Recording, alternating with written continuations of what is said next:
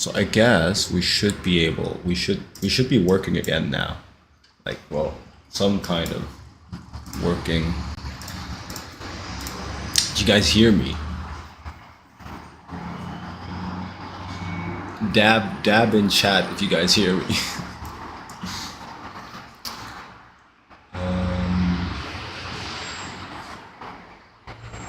You will probably also be hearing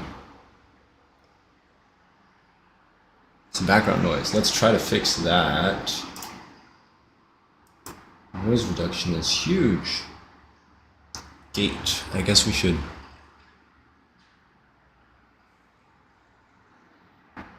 raise the gate.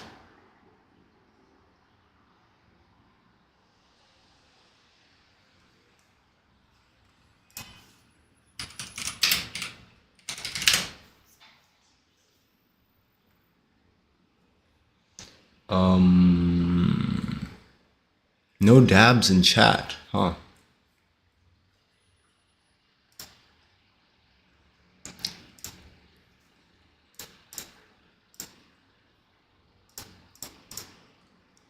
No dabs in chat. Monitor and output. Monitor only.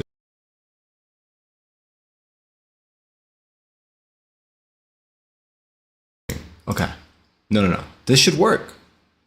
Are you guys not hearing me? I can test myself. I don't need your help. You are hearing me. Great. Awesome. I don't know. OBS just stopped picking up my mic randomly.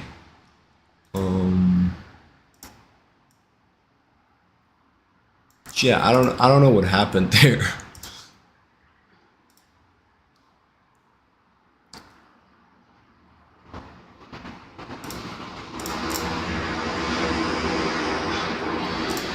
Okay, I guess whatever, man.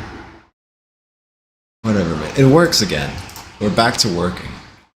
What happened? So I was updating my Logitech G Hub because I wanted to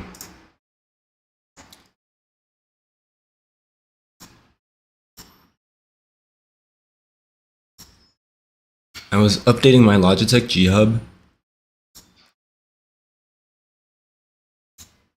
because I wanted to change the noise gate, which is now, this is the next thing, right?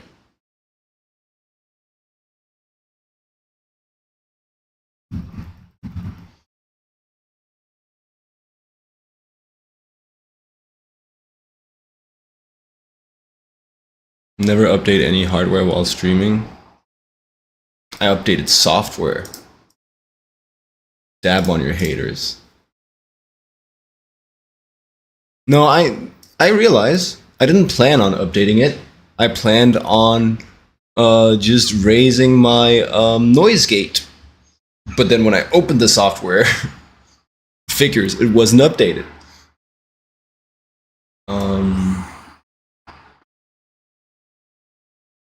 Right, just because we were getting a lot of noise, background noise, wanted to turn that down for you.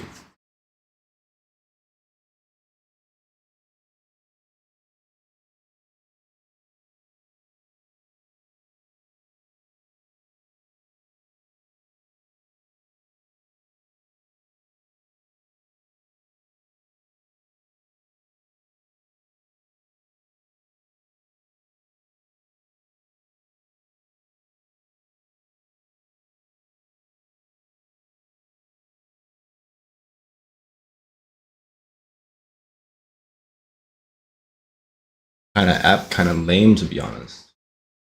Right.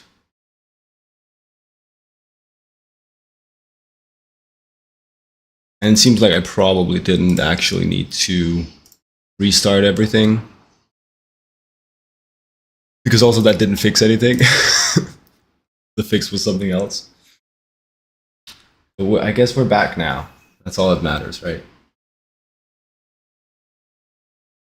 And I performed a fresh reinstall of the G Hub app, so it stopped crashing.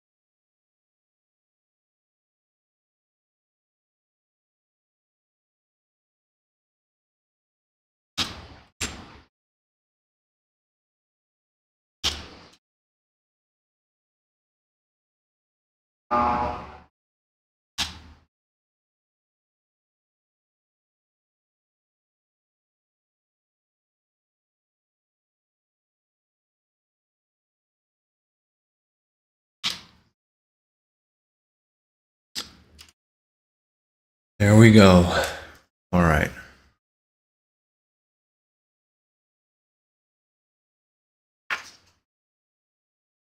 Now, have to admit, we're a little tired of just drawing men.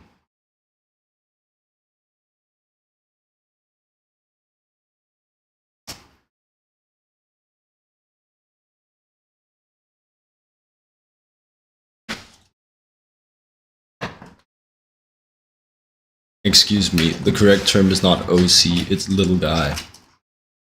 You'd be asking, where's your little guy?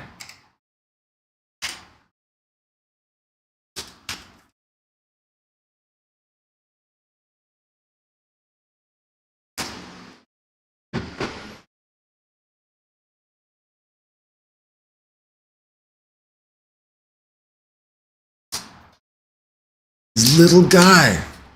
Not an OC, it's a little guy.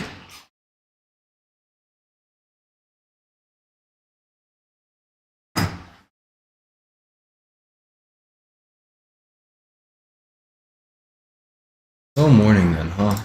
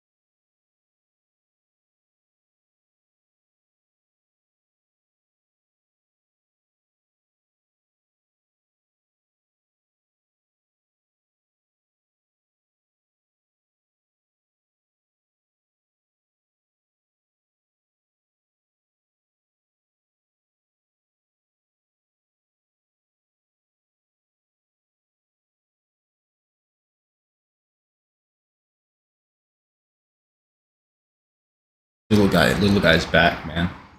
Also, I guess we gotta relaunch the true ref.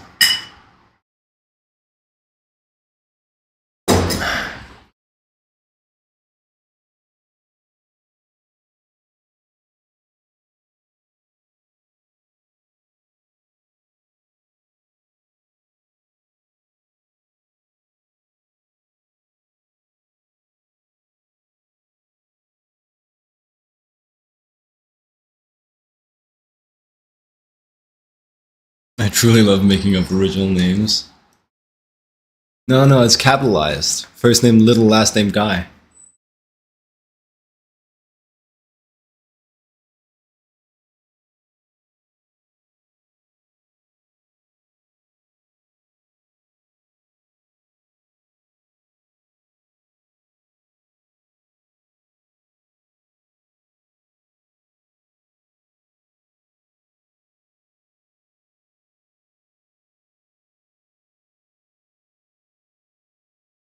This is government, man. Don't disrespect it.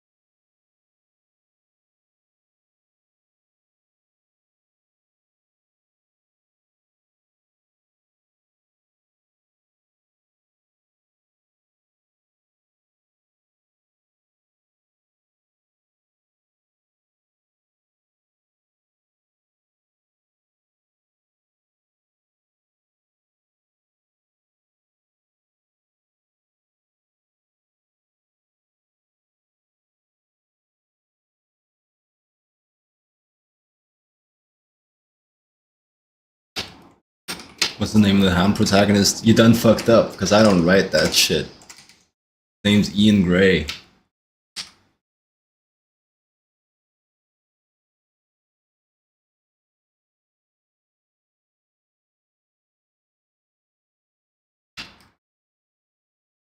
You don't mess with Hound, man.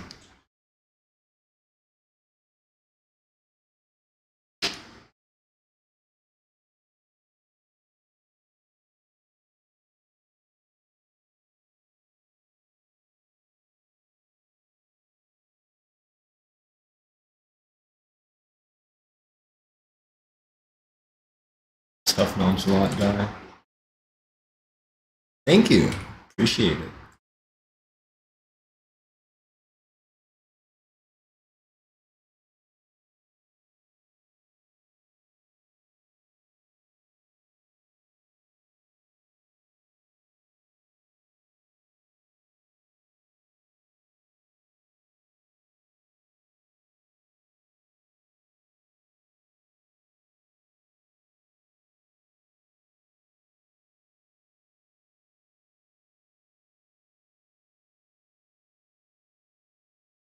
We did talk the other day about how I don't really care much for names. More of a visuals guy.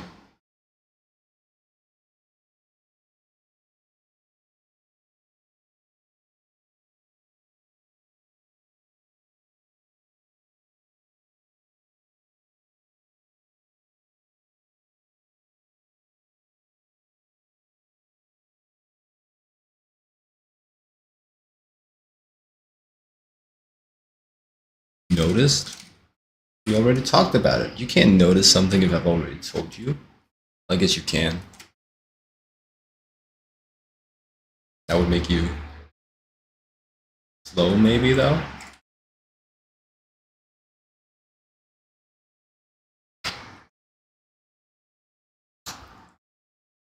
Um, that's not how you draw, man. That's not how you draw. Do better, man. You knew better, you do better. Huh.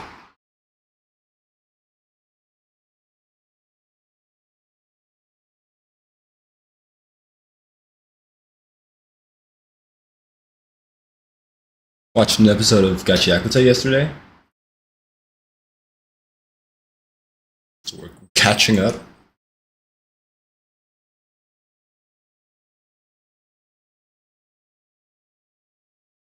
Episode a day keeps the doctor away and such.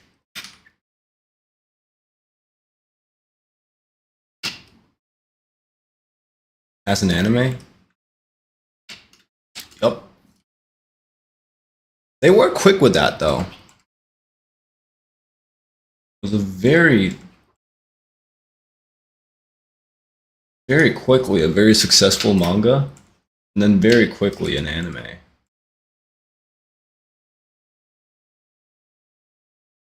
They were cooking. They were cooking when they did Gachiakuta, man.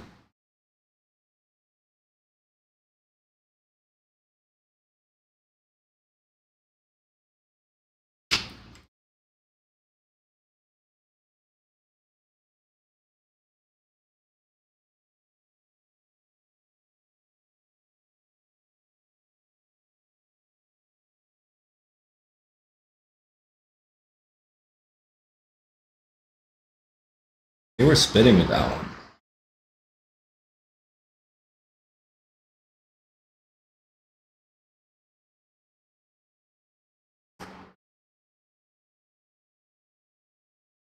No, it does have an anime.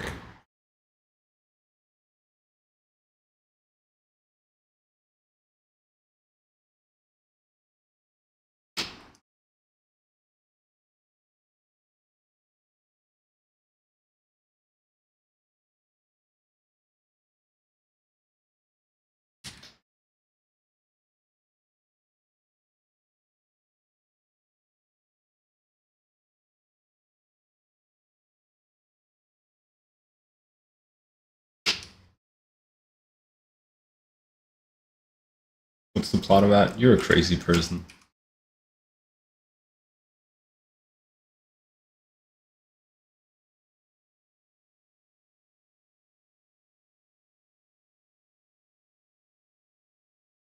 Oh, I guess I just assumed that you had read the manga. No, never mind. Never mind. The way you talked about it, I just assumed. It's shonen, and you make objects cool. That's the powers. You're a if you have superpowers in this world, you're a giver. And you can take an object that you really like and you can make it cool. Fight with it. Then it's about like us and them class struggle, I guess.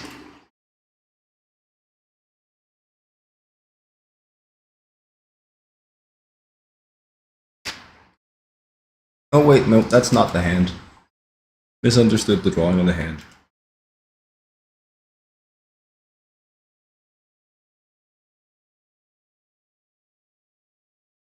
This is what's going on with this hand.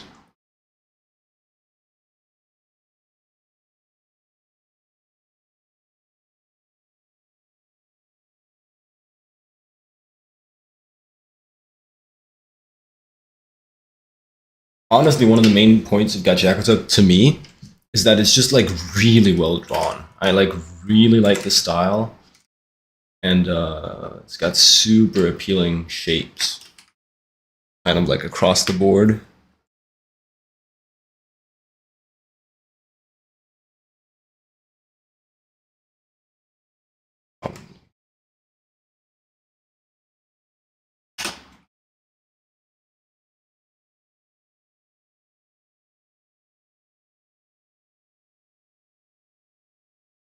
Kind of like one of the main draws for me. But it's also it is fun. Some fun ideas. The designs are really nice. It's like very fashion inspired.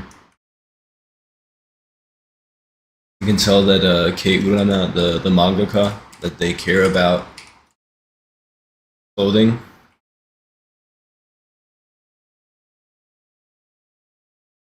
It's really nice to see.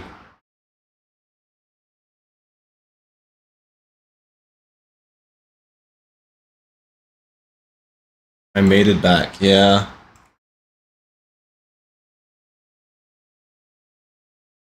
And if there is something that I end up hating a lot, I try not to hate.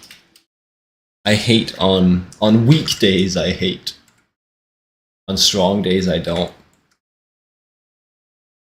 If there is something in this world where I often fall into the trap of hatred, it's wasting time, man.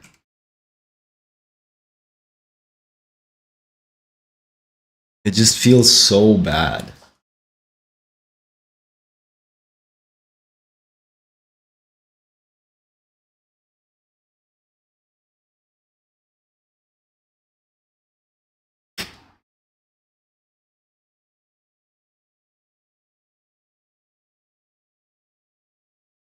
And I just did that for like maybe half an hour, man.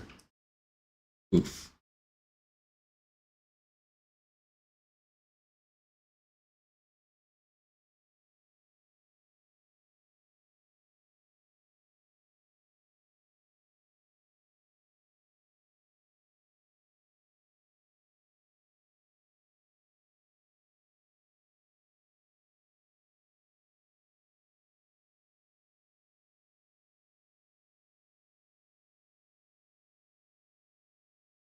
Sup, night up. We back, we back. Sorry about that. My mic stopped working.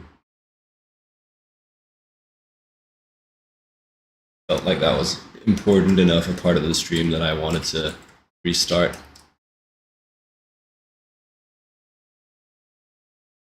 Character designs kind of remind you of those 2000s over designed characters with big weapons and stuff. Now watch your mouth.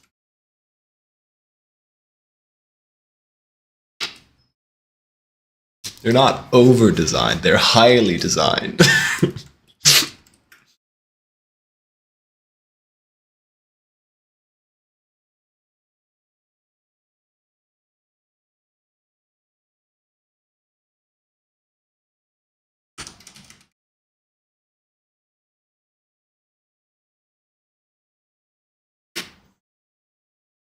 favorite hill to die on, maybe.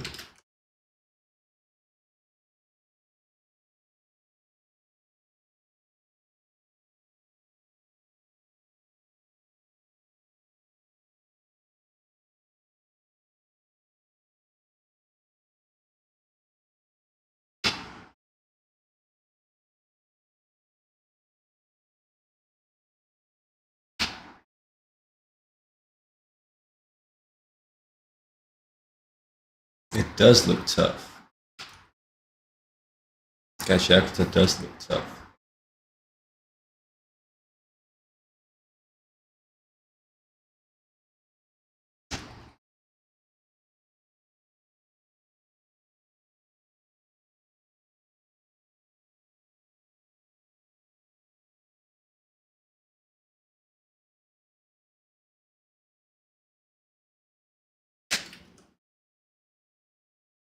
Well, at least again with the fucking derogatory. Those designs are peak, man. They're peak.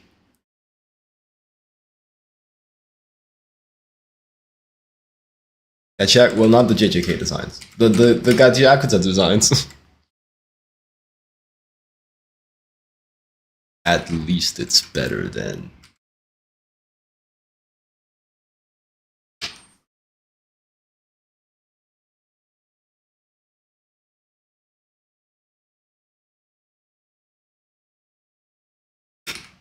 The Batman's a decent design, man.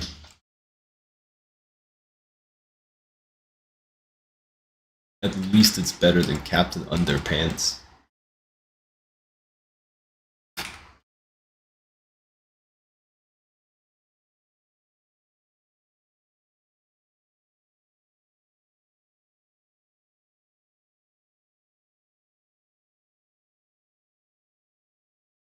Oops. That's more like what he drew.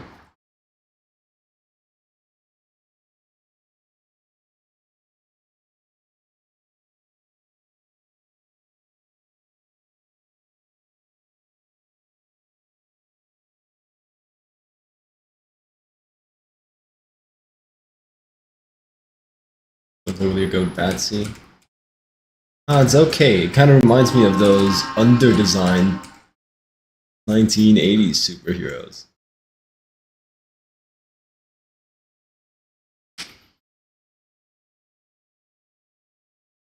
On the plus side, it's like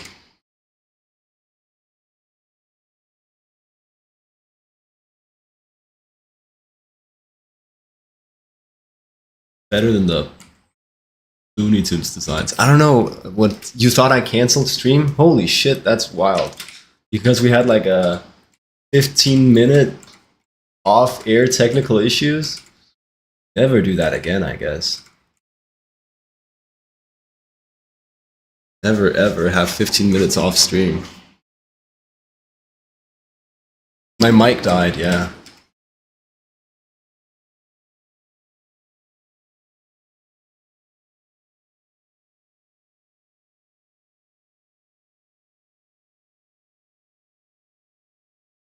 See, I hate. No. We don't hate. We don't hate. I dislike that internet discourse is all about trying to dishonestly elicit emotions in our conversation partners. Can't we just like talk to each other like human beings with faith in humanity? You don't need to bait emotions out of people.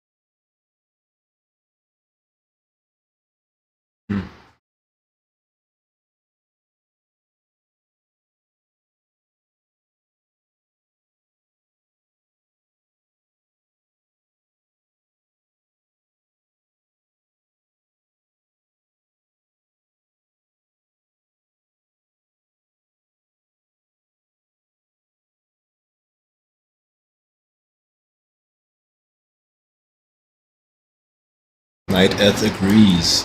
I must be right. I got an internet plus 2.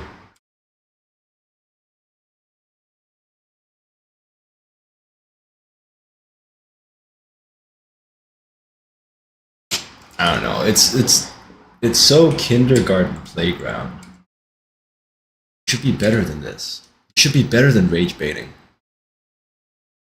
Happy bait? No, we shouldn't try happy bait. We should try happy maxing. It's not we don't bait. We max.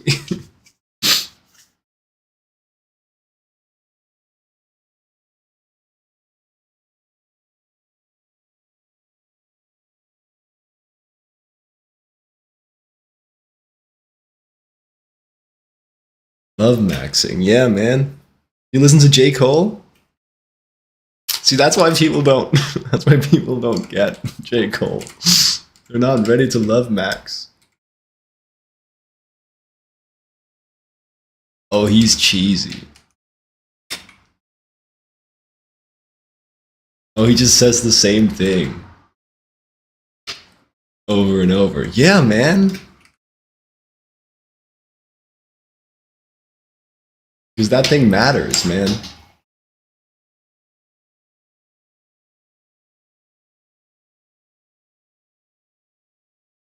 You don't listen to rap at all? See, there's your problem.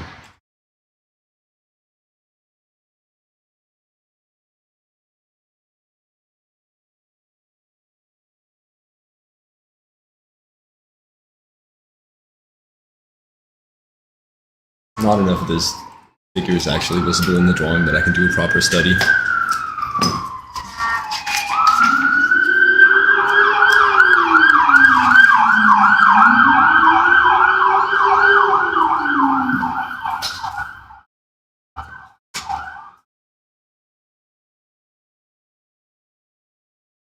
That's the sound of the beast. I feel like I should really be able to tell the difference between an ambulance siren and a police siren.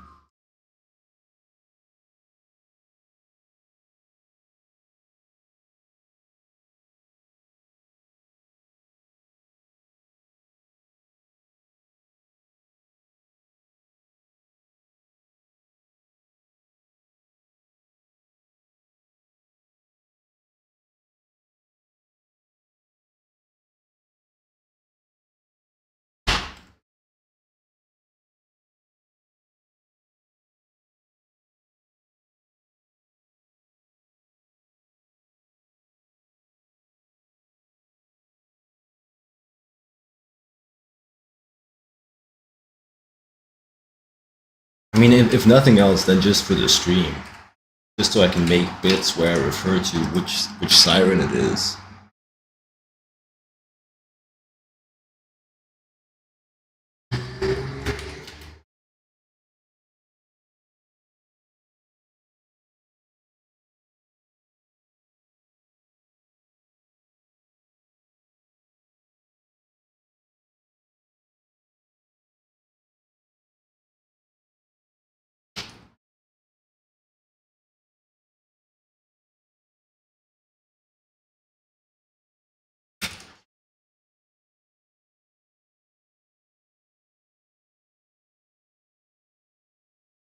One of the reasons why I really fuck with art, right, is because it makes you like curious about the world. It makes you want to learn about the world around you.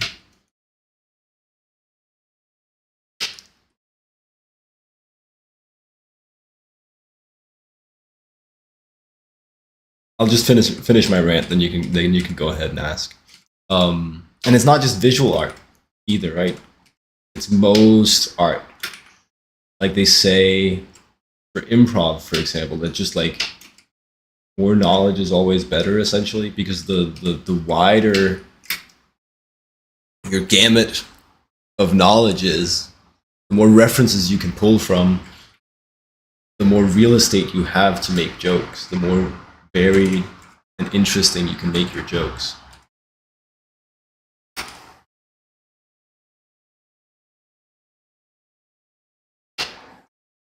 Of course, visual art makes you super curious about what stuff looks like, because if you don't know, you can't draw it. So I should learn the difference between police sirens and ambulance sirens to improve my on-stream improv game. All right, Lynn, go ahead. Ask your question. Common Stark making a song not going challenge. That's tough. It's a tough challenge.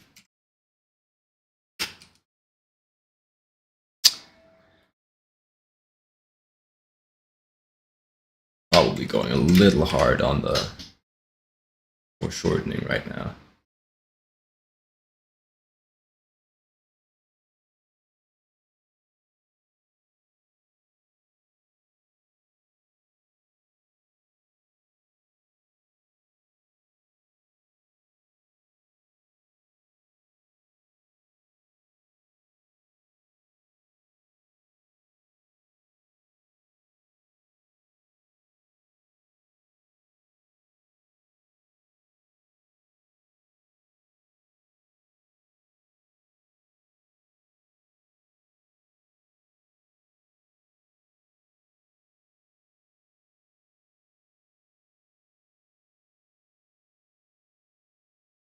How can you tackle the glutes in different positions?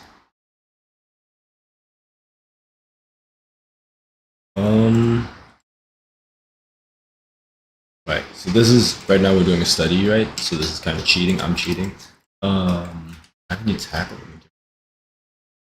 Well, if you don't know the anatomy, it's good. It's good to learn the anatomy, but I guess before that, it's just good to learn like a basic form.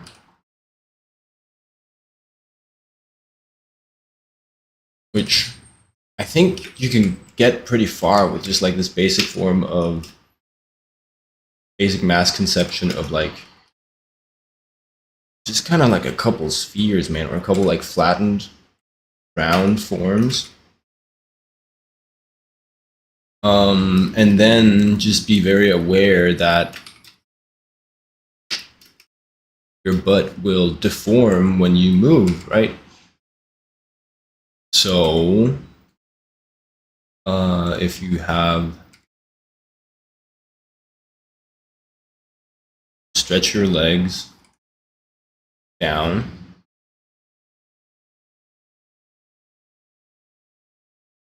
as like your neutral butt, right? If then you pull your leg back,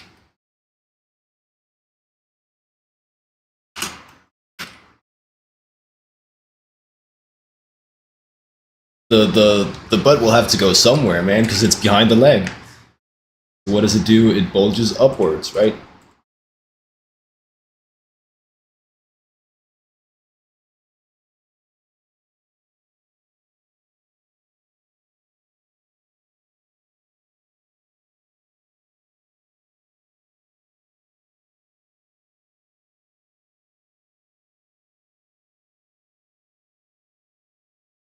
If you push your leg forward, the tissue of the butt stretches and it becomes less like obviously bulbous.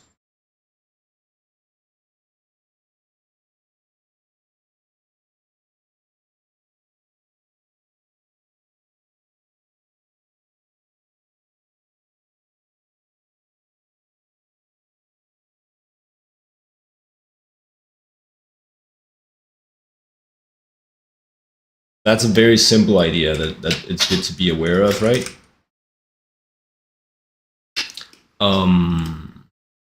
It's good to learn the anatomy as well. So you have the iliac crest.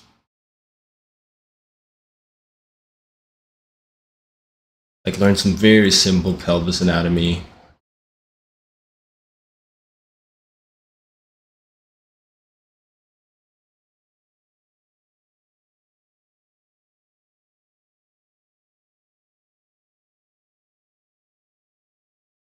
There's a very simple pelvis gesture, right? I guess for this perspective, it's actually a little bit off.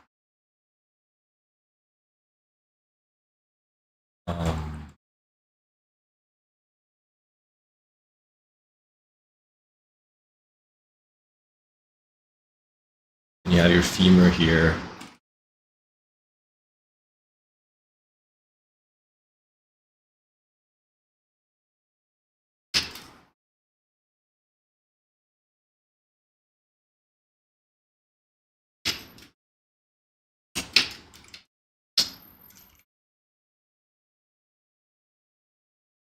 Right back, gotta record some ahs. Guess you failed the challenge. Then the basic anatomy, right, is from the iliac crest to the greater trochanter. On the femur, you have the gluteus medius. I think from the bottom of the iliac crest, as well as from the sacrum, you have the gluteus maximus, which sort of flows down and enters the iliotibial band, then goes to the tibia down here. Ooh, I'm trying to do this as simple as possible, right? And you have the TFL in front, the tensor fascia latae. Anyway, so from the side, and we drew this a little bit earlier today, but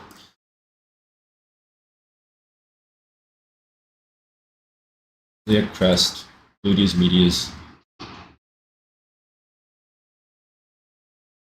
You kind of have these three muscles that kind of end up hugging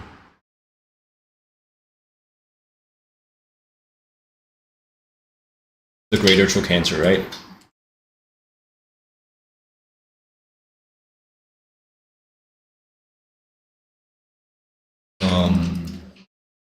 And some people like to think of it as like a donut form. Sorry, I'm going a little bit too much into detail right now. These muscles kind of like bulge around the indent of the greater trochanter. And then you have a fat pad here, under and medially, so to the inside of the glute, have a fat pad, which accounts for a lot of the variance of the size of butts between men and women, for example. And that fat pad often ends up smoothing the curve of the butt, right? And it's what accounts for most of the gluteal fold, which is this whole thing. It's actually mainly the fat pad with the gluteus maximus, but it's kind of more that fat pad than the gluteus maximus. Maximus, medius, TFL.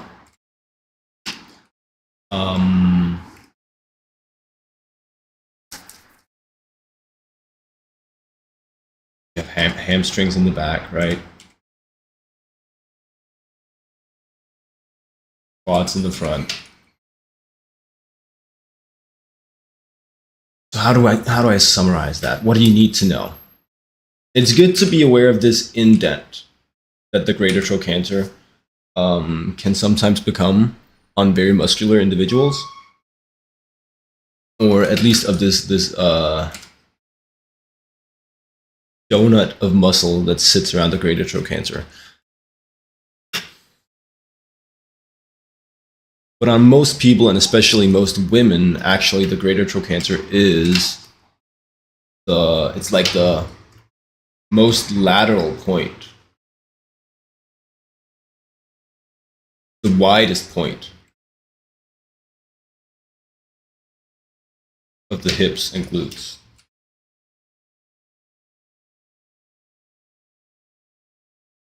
Greater trochanter right here, right? Medius, maximus, iliotibial band. Of course, when studying anatomy, I recommend looking at some diagrams as well, and not just like my shitty drawings.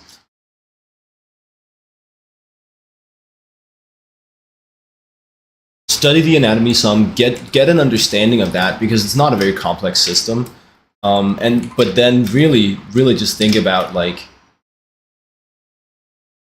I don't know, semi spheres that you're just pushing around and deforming depending on the orientation of the legs, right?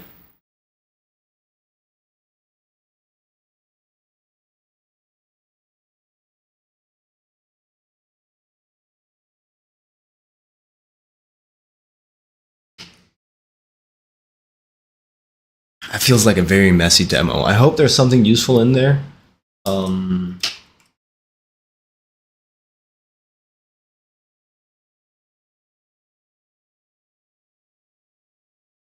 I'd love for these drawings to be a little bit better and clearer.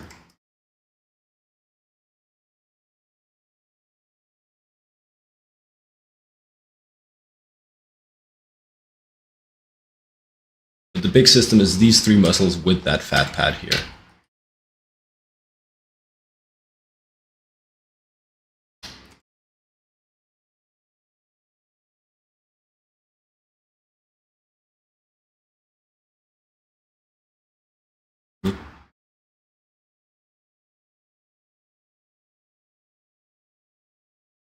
Double skews.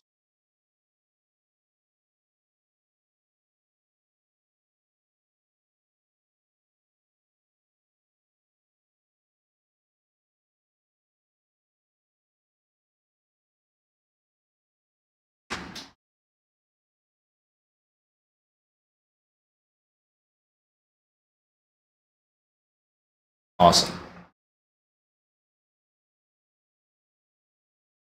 Sometimes I'm more or less prepared for these impromptu demos, right?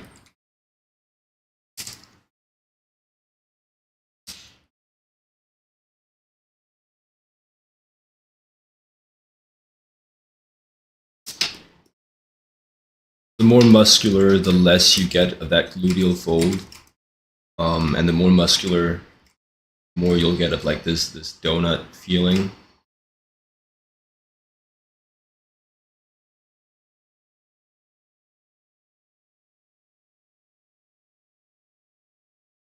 Yeah, and especially with women, you very rarely get this feeling of like a donut from the muscles, because there's just like more fat involved.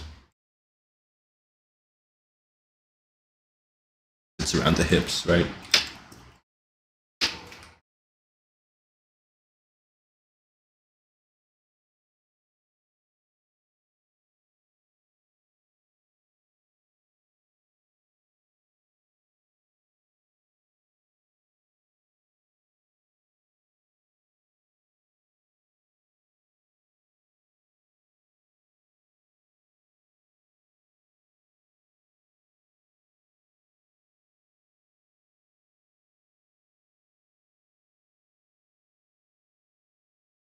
Hmm.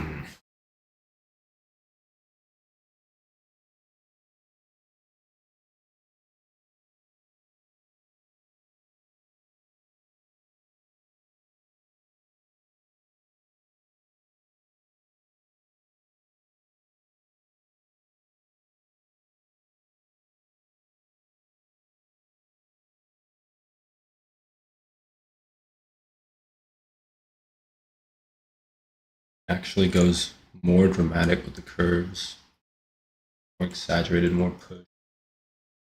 My ankles.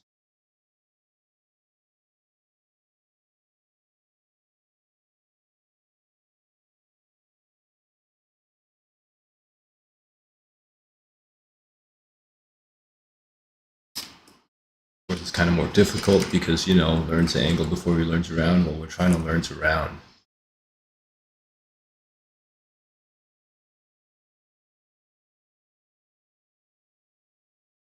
And culturists? What's a culturist?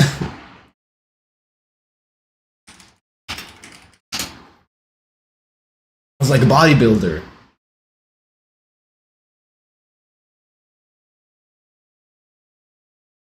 I've never heard that term.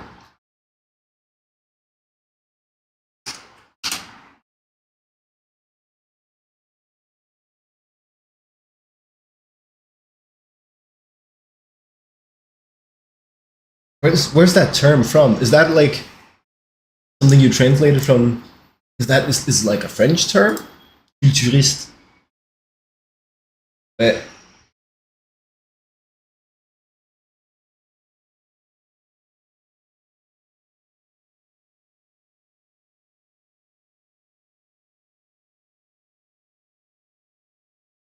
You just invented the word because they're called culturistas in Spanish. Right, that makes sense. Romance languages. Venice. Venice. Forget where you're from. Are you from Spain? No, right?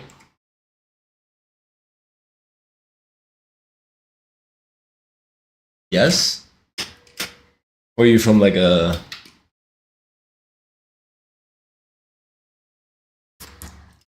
Spanish speaking country? What's that?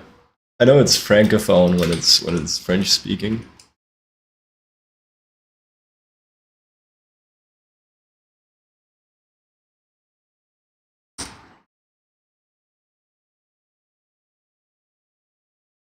South America. We're in.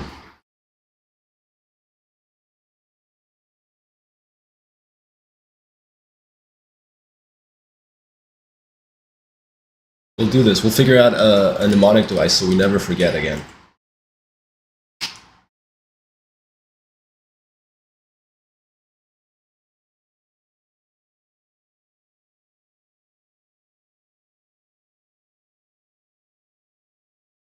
Ecuador. Ecuador. And Lynn is from Ecuador.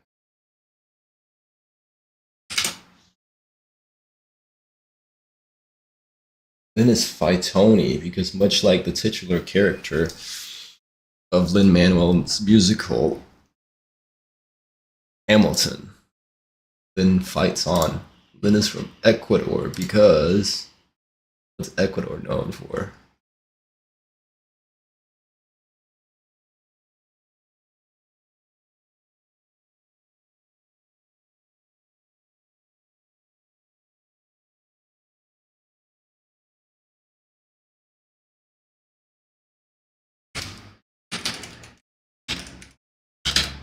I think I have it. By golly, I think I have it.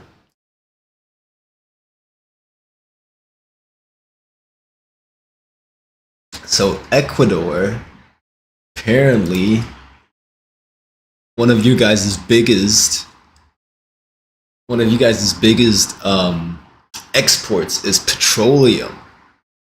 Okay. Now, linseed oil is obviously a type of oil. Petroleum type of oil.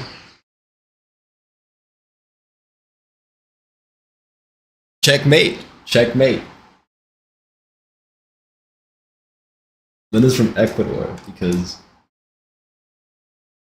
linseed is a type of oil and petroleum is a type of oil. Petroleum is one of Ecuador's biggest exports. We won. I think we won. We'll never forget now.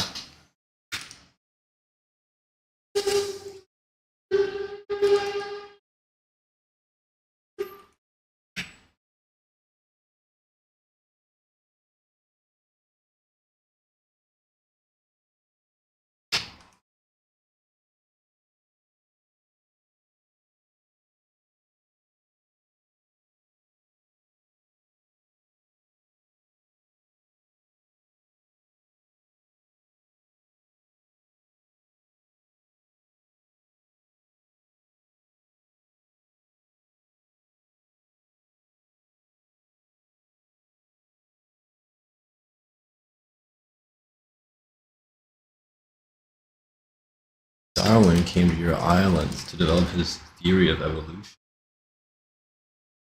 Darwin and Lynn rhyme. Darwin went to Ecuador. But it kind of doesn't work because Darwin went to a bunch of places. Well, it doesn't have to make sense. It only has to help me remember.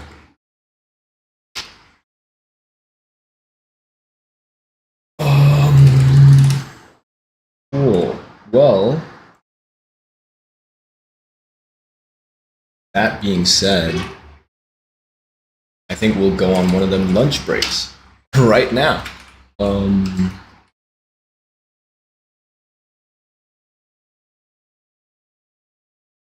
And then when we come back, I think we'll be trying to draw more Jimenez women. No more men. All right. Lunch break thingy. Yeah. All right. See you guys then.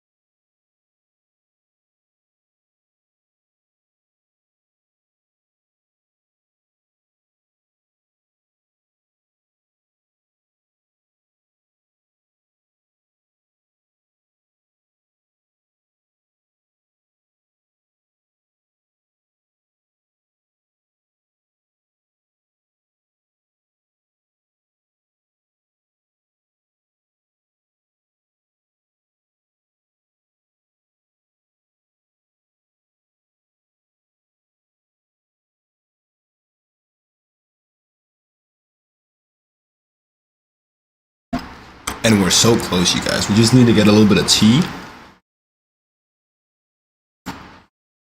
Be right back.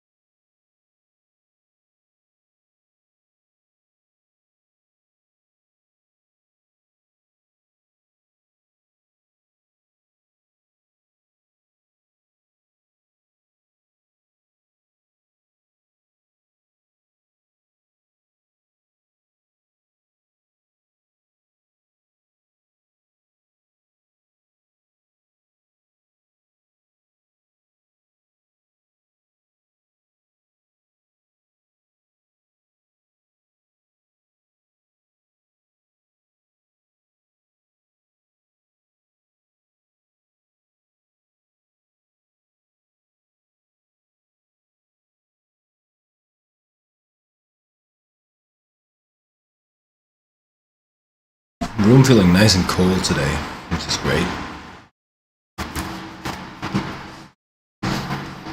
It was way too hot yesterday.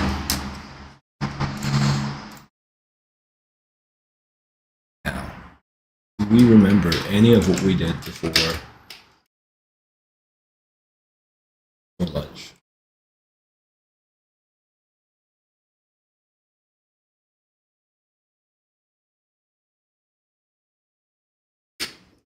Some of it, probably, right?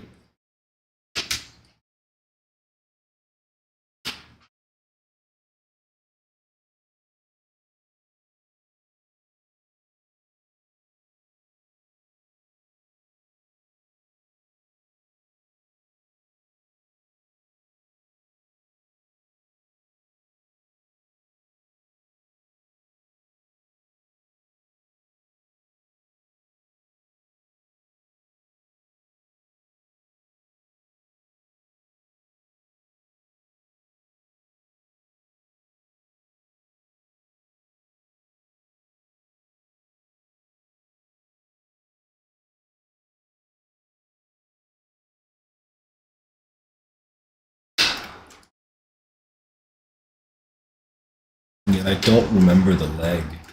The leg.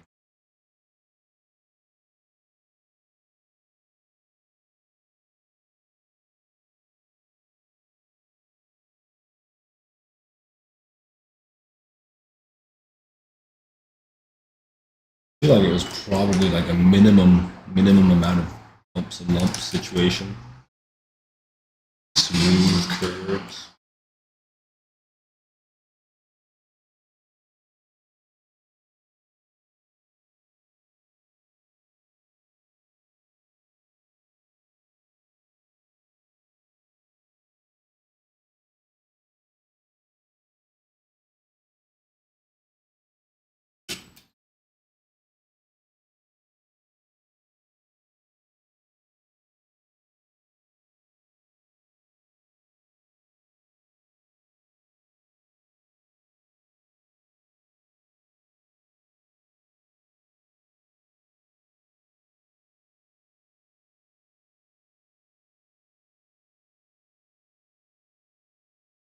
We're hella unmuted, right? Yeah, hella unmuted.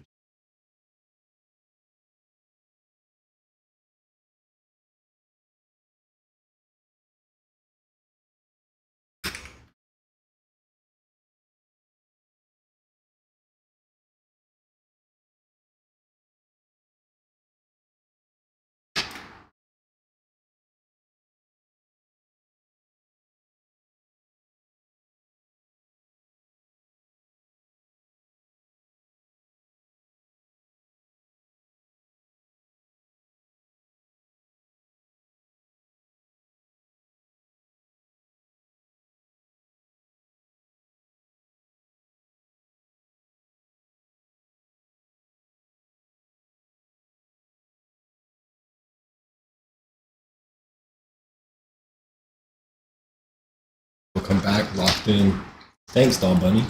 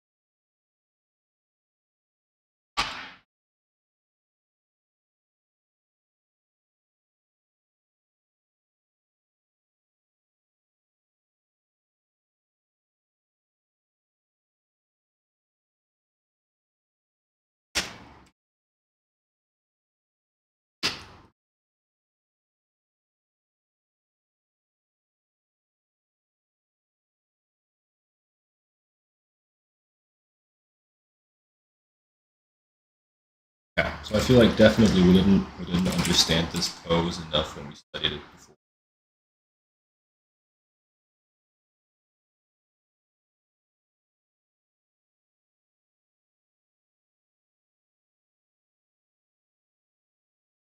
Not really nailing it, I think.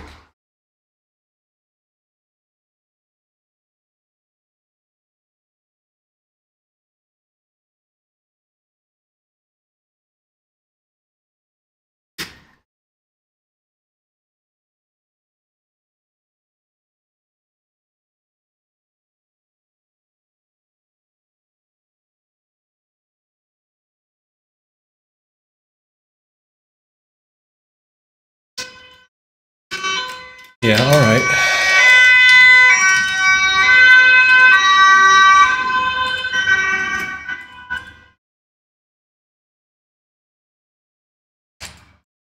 Classic to just not do enough like pelvic tilt,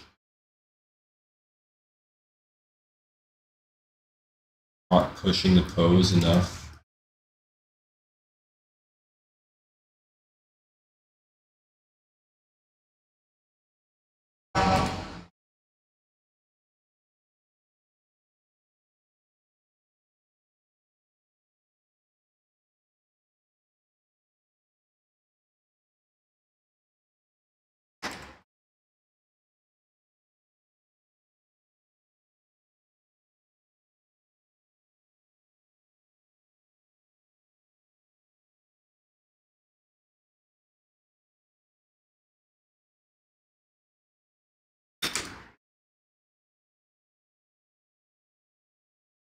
Not pulling the arm far enough back.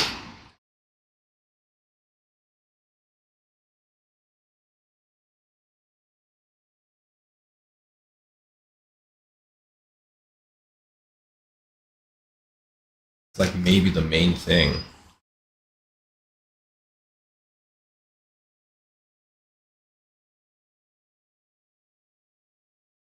is to push the poses more.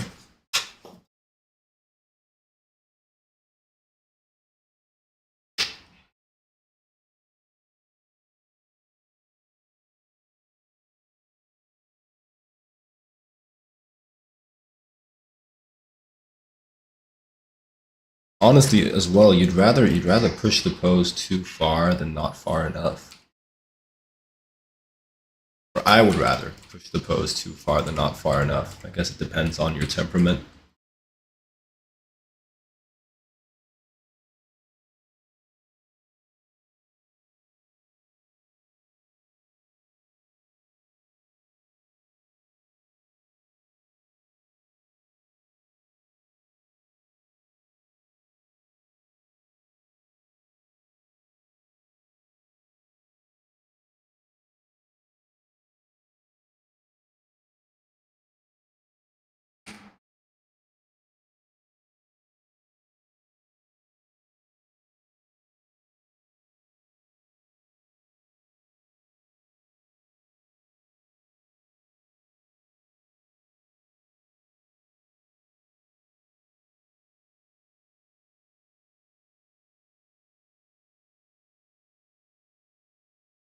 really, he's maximizing flow, minimizing bumps in these legs.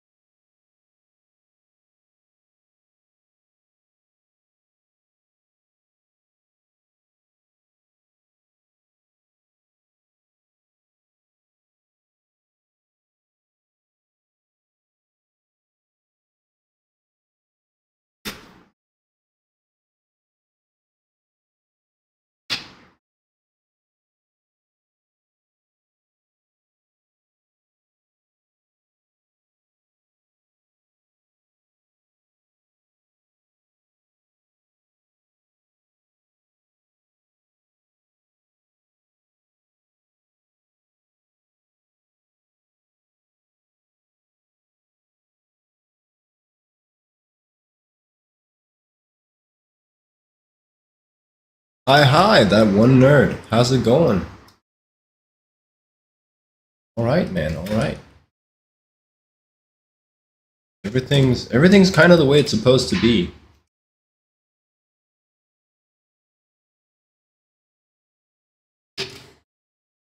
We're a work in progress, but everybody's a work in progress.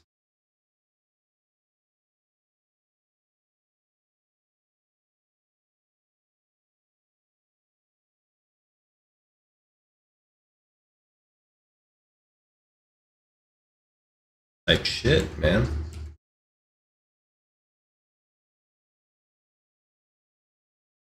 What you drawing? Right, we're drawing. How did we get there? We're drawing Jorge Jimenez studies. So copying drawings of Jorge Jimenez.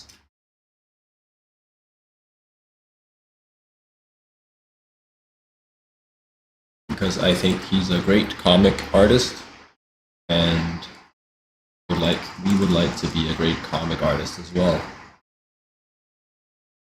We are comic artists. We're studying.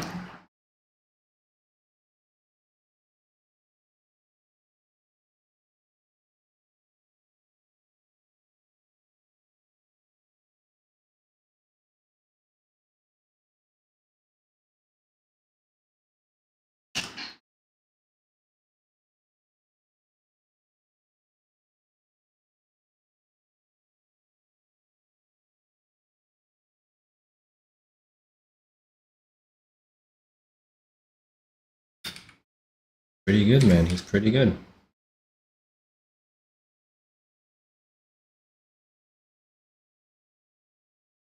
Always feels weird getting compliments on studies. I must still say thank you.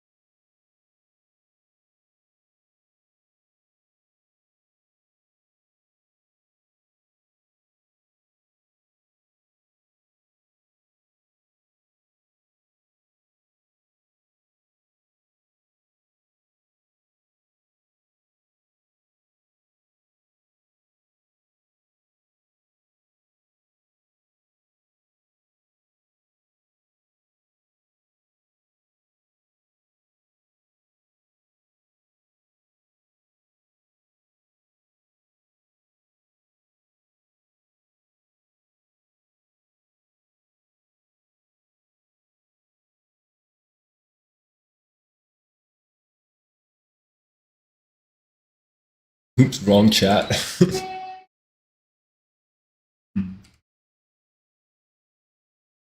Are you in? Are you watching several streams at the same time, Doll Bunny?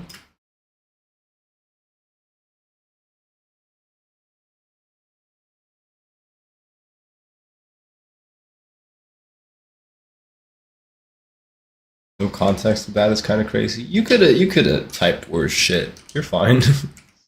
You're good.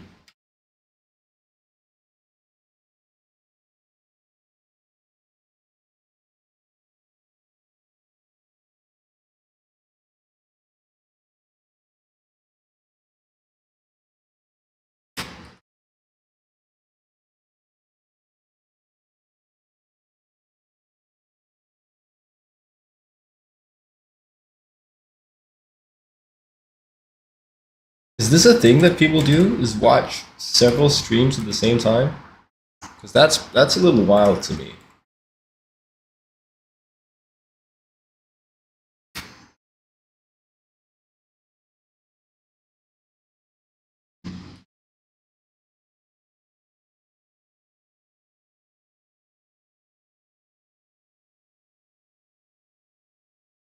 All your Oshis?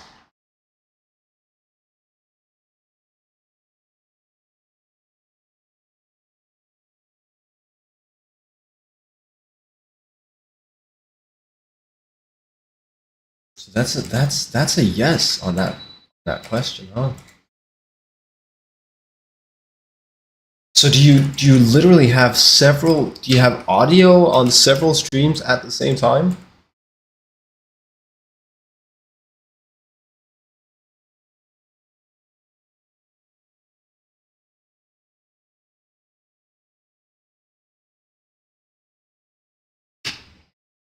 Don't be afraid to be honest. I won't. I won't. Yes. Yes, I am quite quiet. Okay. Don't judge, Jacob. Don't judge.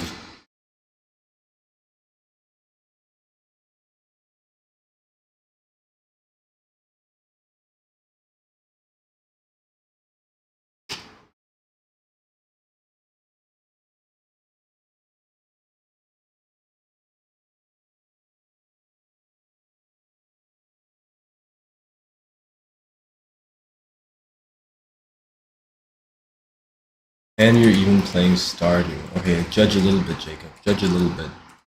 Judge internally.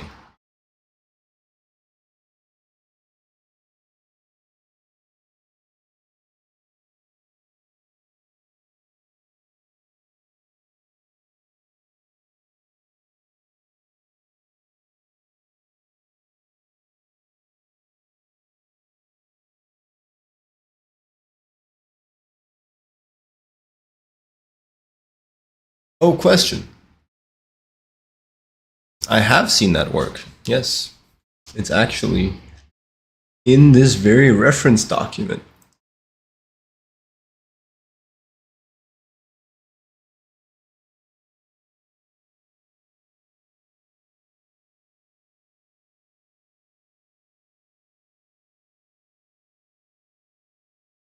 I like this pose. That's a good drawing. Okay. So what can we learn from this drawing here?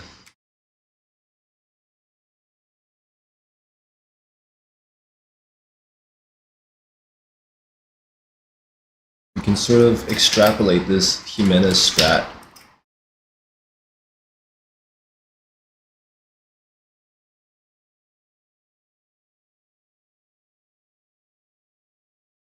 Minimize bumps.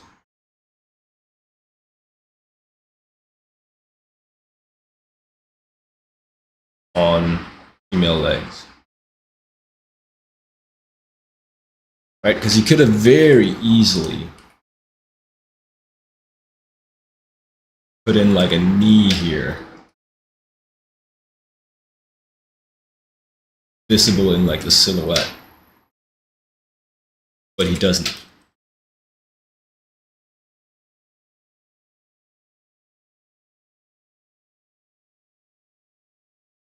I don't know if that's like a reoccurring theme, but I think it might be.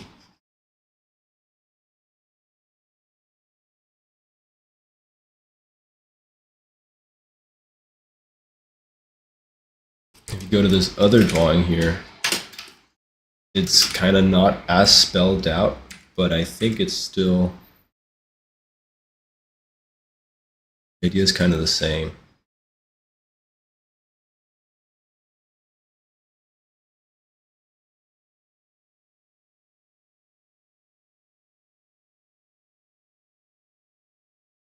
There's a little bit of bumps here.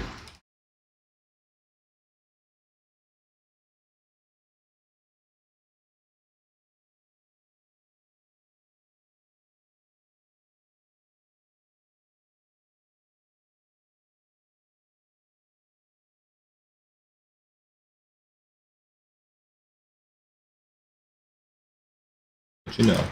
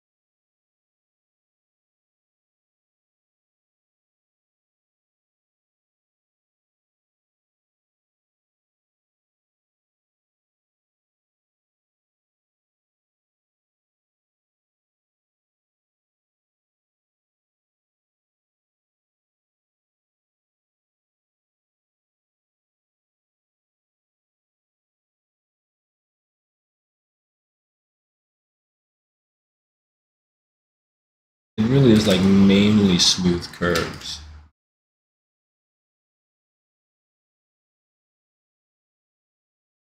Right? Makes sense. It makes sense. Trying to do elegance.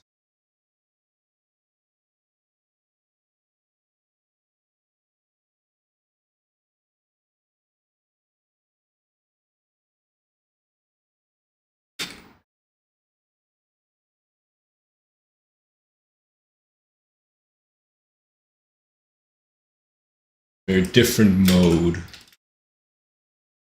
than when we're drawing men. Not a consistent thing in his style. Fair enough.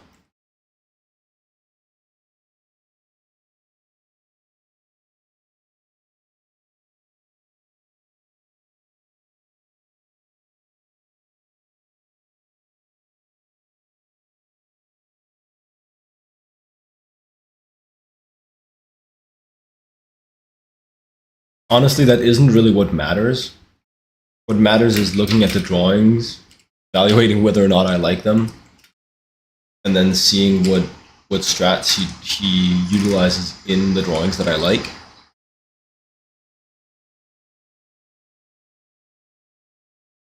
And we can definitely already say that it's something that he does sometimes.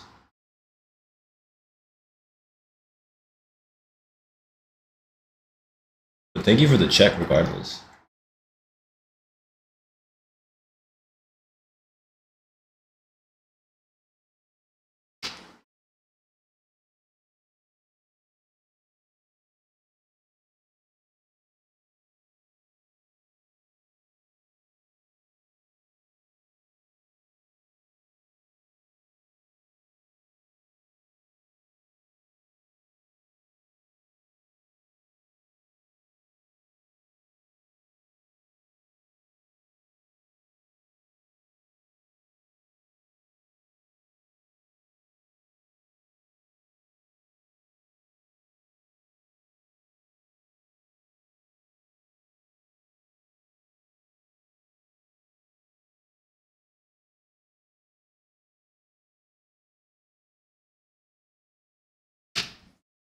And I bet that if you compare with like his drawings of men, you'll see way more bumps and detail in those knees across the board.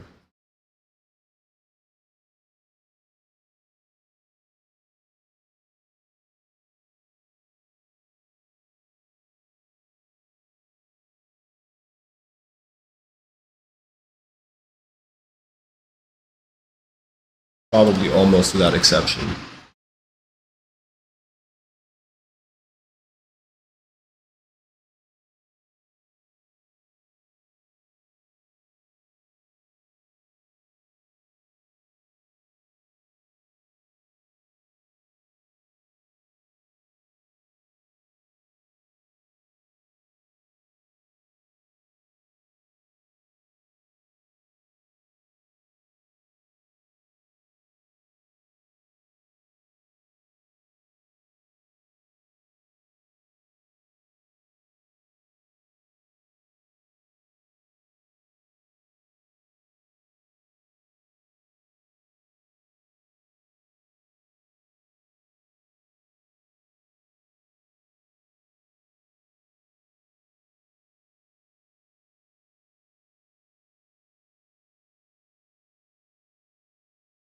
All right.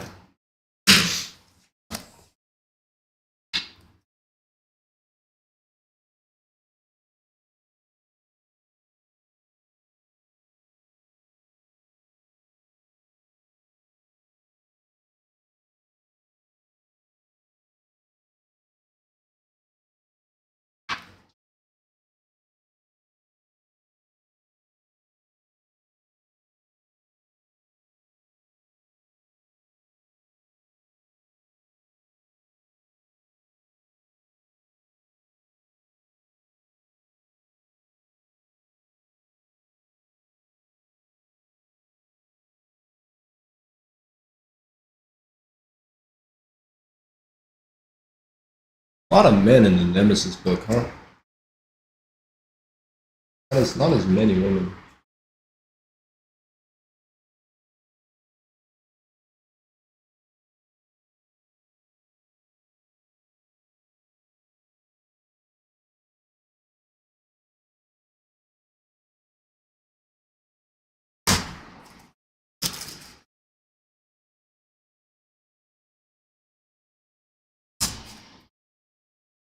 Well, it's just the main guy, Nemesis. He's a man.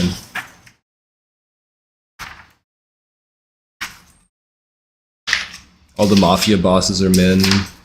A lot of the police officers are.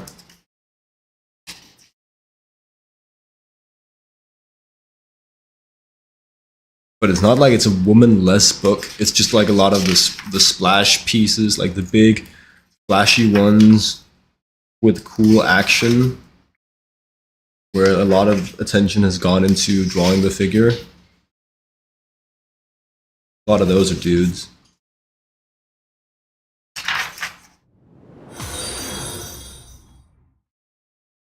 Orbiting Kitty, thanks for following. Welcome to the stream.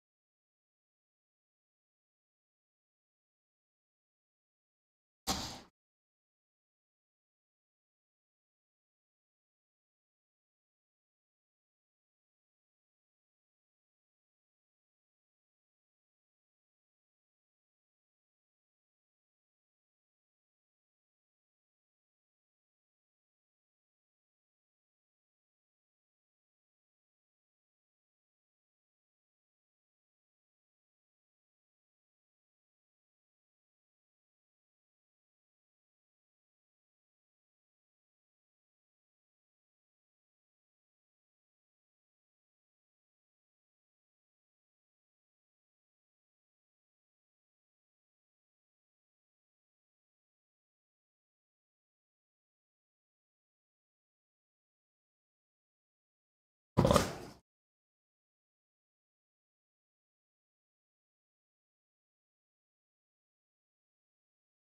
Hey, Orbiting. You're so happy to see me online. Just got here from the Instagram. So impressed. Thank you, thank you, thank you. Appreciate it. The stream isn't as flashy these days as it sometimes is, I guess. Um, we're studying. We're studying at the moment. A lot of copying drawings that aren't mine.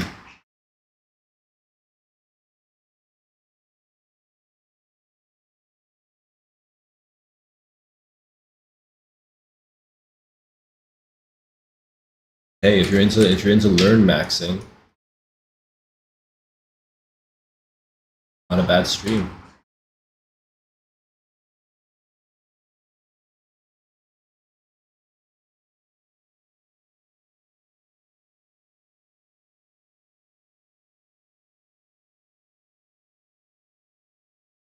I mean, there is also a good amount of then testing that knowledge. So study maxing exactly.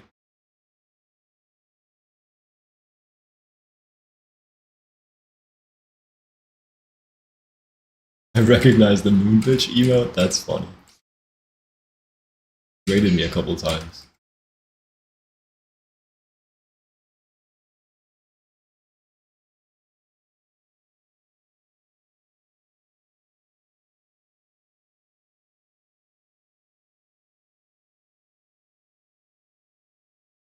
I was just trying to explain myself, but I guess that came out as a flex, unintended.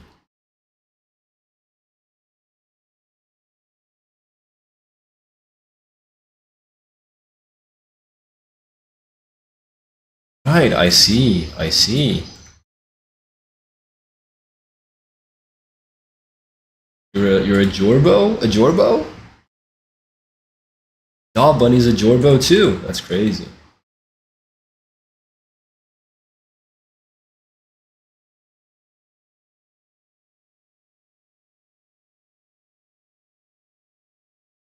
Thank Moonpitch.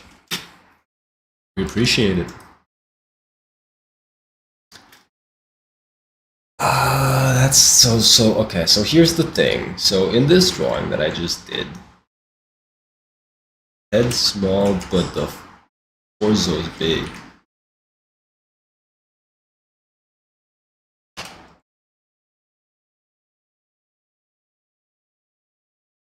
Arms big. Holy shit, proportions are everywhere. Don't show that to anyone.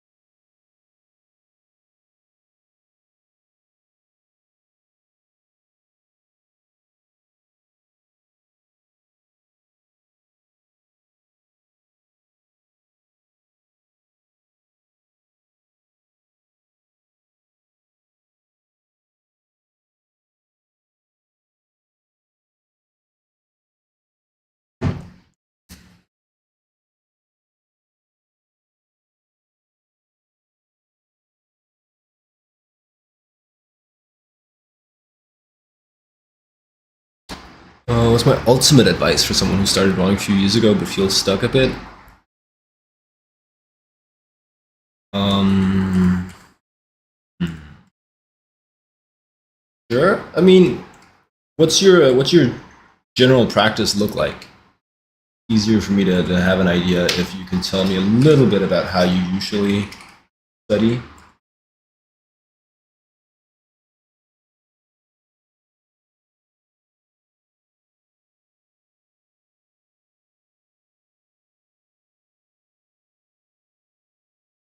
I have a sister who always says general advice is bad advice, and I think that's generally good advice. So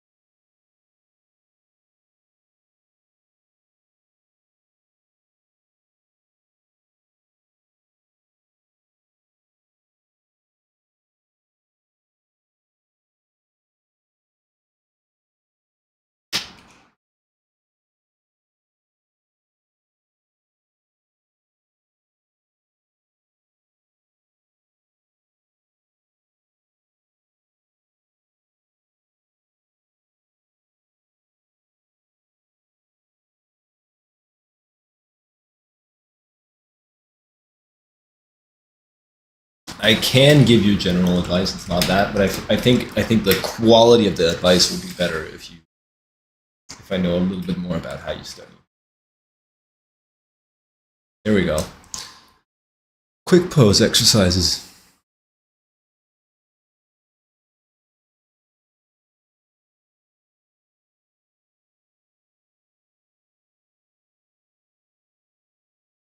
You know with what you have problem the most and trying to address that? Um, okay. I definitely think being aware of how and what you're practicing is good. So be organized and intentional with, oh, am I doing quick poses right now? Am I doing croquis? Am I doing figure drawings? That's really good. Like know how you're studying and why. So say you know that your gestures aren't gesturing. You can practice gestures, and you can practice completing. Well,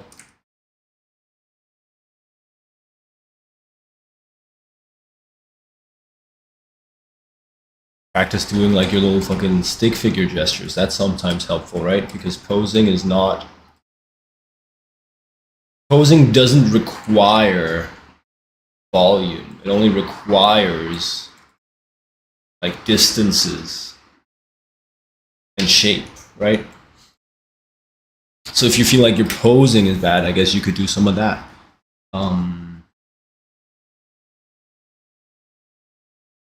I'm rambling. My big point is always be intentional with how and what you're studying. If you're studying gesture, first you need to figure out how your drawings are lacking. So compare your drawings to either photographs of people, if you're trying to go more naturalistic, or compare your drawings to gestures done by artists you admire. And then try to analyze them and figure out, well, what's the big difference? Look at your drawings, look at that other guy's drawings, the drawings that are really good, and be like, what am I getting wrong? What am I not doing that he's doing? Then maybe do a study, copy that drawing, notice how it's different than from what you would have done, then return to then try to do a drawing again on your own and see if you improved. And that loop you can repeat a bunch. Also, if you're really new, I guess you said a couple years, but you also said you feel like you're struggling. You do need a knowledge base to be able to effectively do this self-analysis. So if you feel like you just don't have enough knowledge, it's really good to follow a course, get some sort of overview,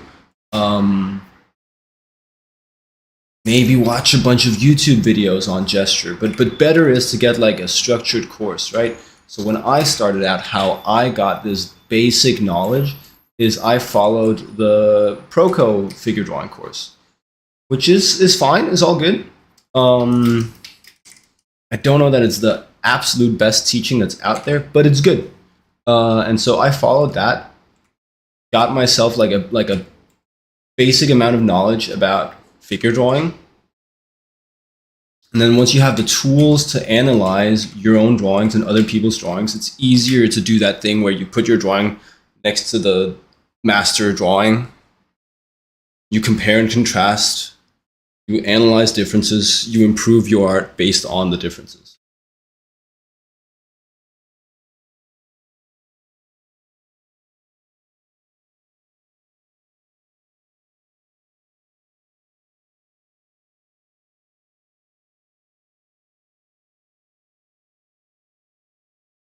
Another ramble, man. It's a rambly day. But I guess my point is, when I study, it's a lot of just look at my art, look at the art of the goats, analyze mistakes, implement differences, do studies of their art, try by myself, look at my art, look at the art of the goats. You know, it's a lot of that loop. But if you don't feel like you have the tools necessary to do that analysis, go get them. get an overview of what you're trying to learn by following a course, watching videos on, like, finding good learning resources.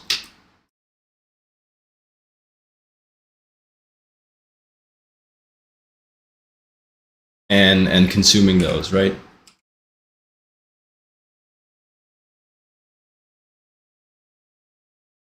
That makes sense. Feel free to ask clarifying questions.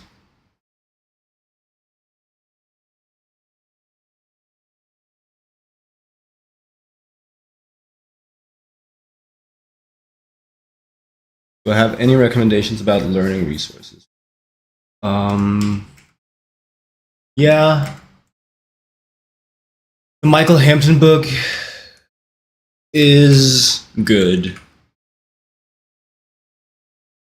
especially for like beginner level. I just wouldn't get stuck on it. I would work through that book and then move on. But it is good. It is a good resource. Once you get a bit more advanced, I really like Drawing Form and Pose, the Tom Fox book. That's really nice. Talking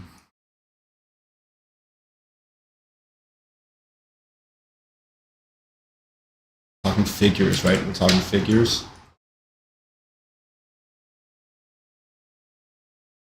There's a YouTube channel called Love Life Drawing that I think, again, in just in trying to get that overview of what is the knowledge available in this field, I think that's a good channel, a good place to go.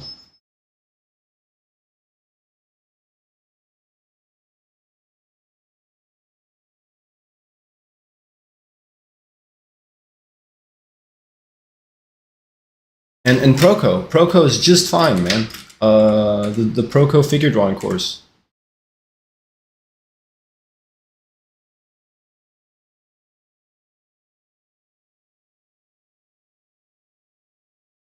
As far as I remember, that was pretty good for like a beginner. Beginner to, yeah. What am I doing here? This isn't working.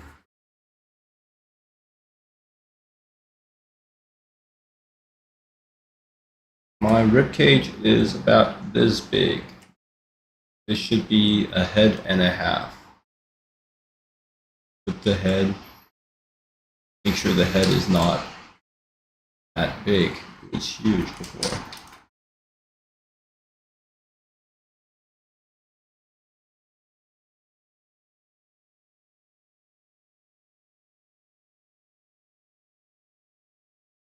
And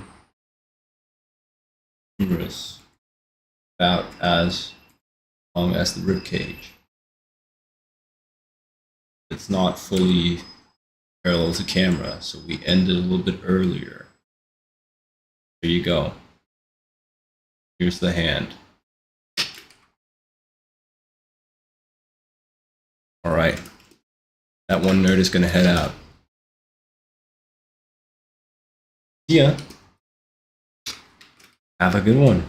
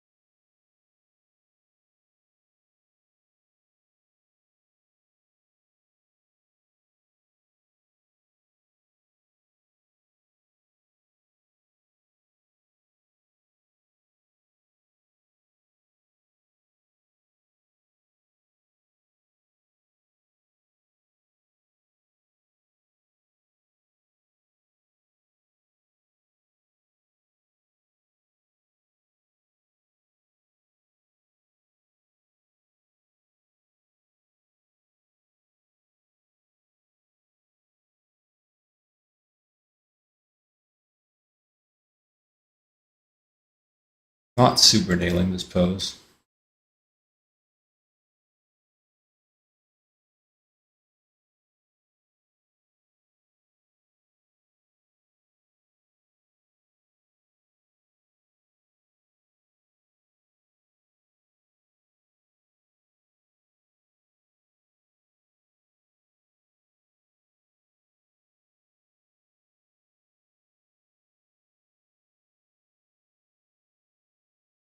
Guess you can't win them all.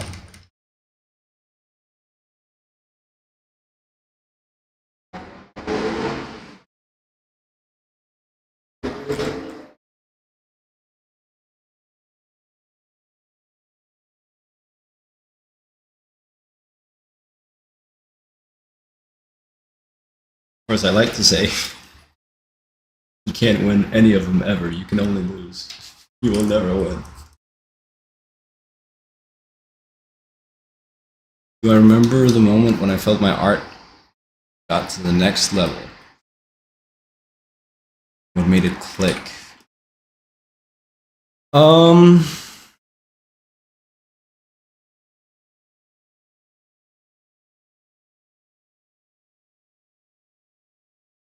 I might be wrong. I might be wrong. I might have forgotten it.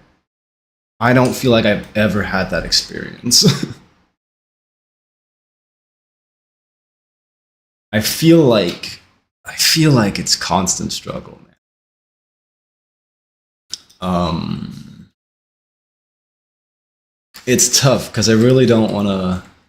Sometimes when you're in like a specific mental state, it can be hard to remember the times when you weren't in that specific mental state. So I am not depressed, but say you're depressed, it can be hard to remember the times when you weren't, right? And at the very least, most of the time, learning art and improving feels like a huge struggle to me, right? At the very least, it's most of the time. I think it might be all of the time. It might be all of the time. So certainly that experience of it clicking, I don't think I've ever had it. Now, what has made the most impact for my own art? There's so many possible answers to that question, but it's something about learning the importance of intention. Like, be intentional when you put down a mark. Be intentional with how you practice. Make intentional observations. When you study an artist and you notice something feels different from how you would have approached it, make a note of that. Be intentional about that. Like, write it down, right? I typically write them down, these notes. Studying with intention, creating with intention, right? You have a reason why you're drawing something. Trust that reason, let it guide the drawing. If you're doing a drawing and a big part of the intention is to make it as dynamic as possible, you don't necessarily need to make sure that the anatomy is 100% correct. Sometimes you can exaggerate that anatomy just for the sake of adding dynamism, if that is indeed your goal with the drawing.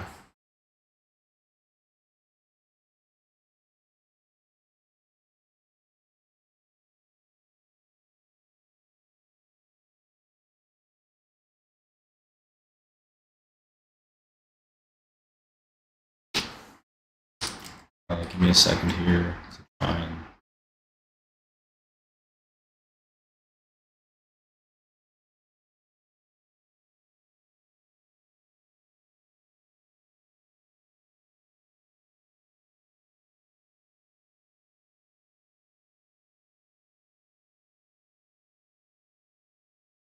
I guess there is like something to, you'll have like a series of aha moments,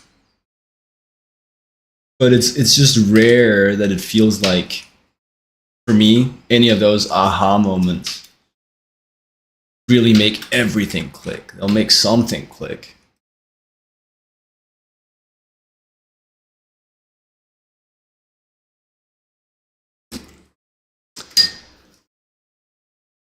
Yeah, trust the intention more than correctness.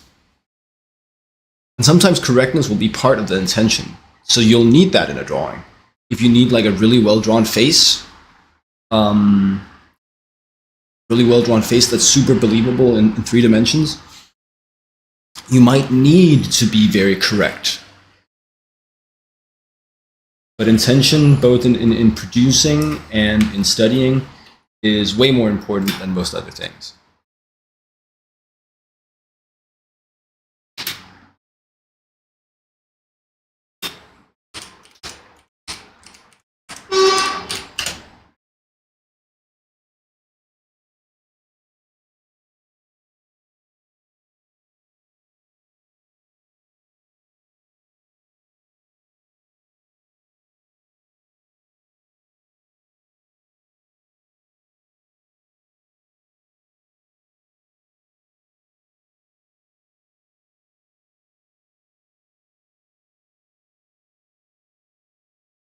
All right.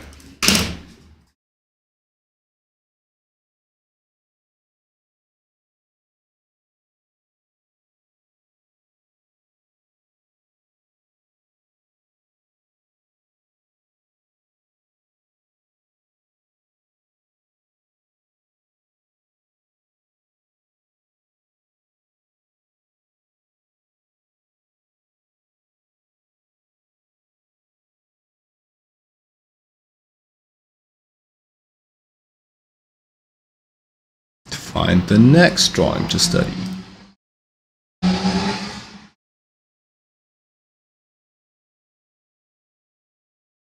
It's stuff like when you do a study, don't just copy the drawing and move on to the next one. Instead, do the study, maybe do it twice. Try to think about why the study worked or why it didn't.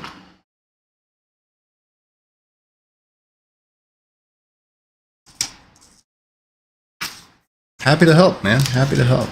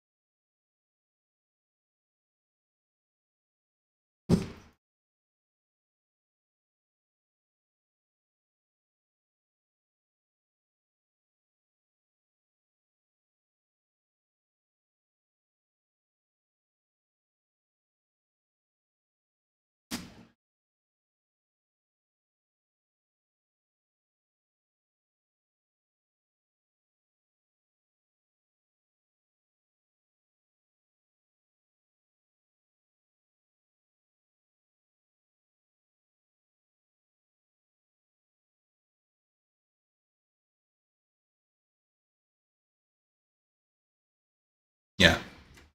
This is probably one of the things that made the biggest difference for me with my art.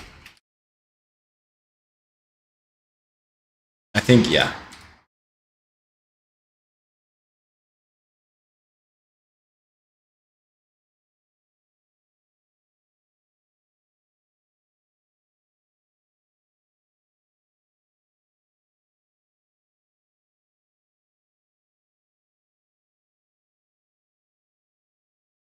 You saw many character designs in my Instagram. When I'm making them, what's your intention? Well, you go general to specific, right? So say, and so obviously it depends. A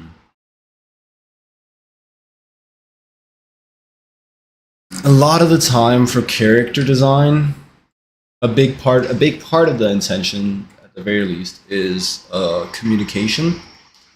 Characters serve a purpose in media, in comics, in video games, and animation. Um, in video games, for example, a lot of the design that I do is video game. Um, it's angled towards video games. Some of the newer design is more angled towards comics. But let's go with the video games example because it's easy to understand, I think.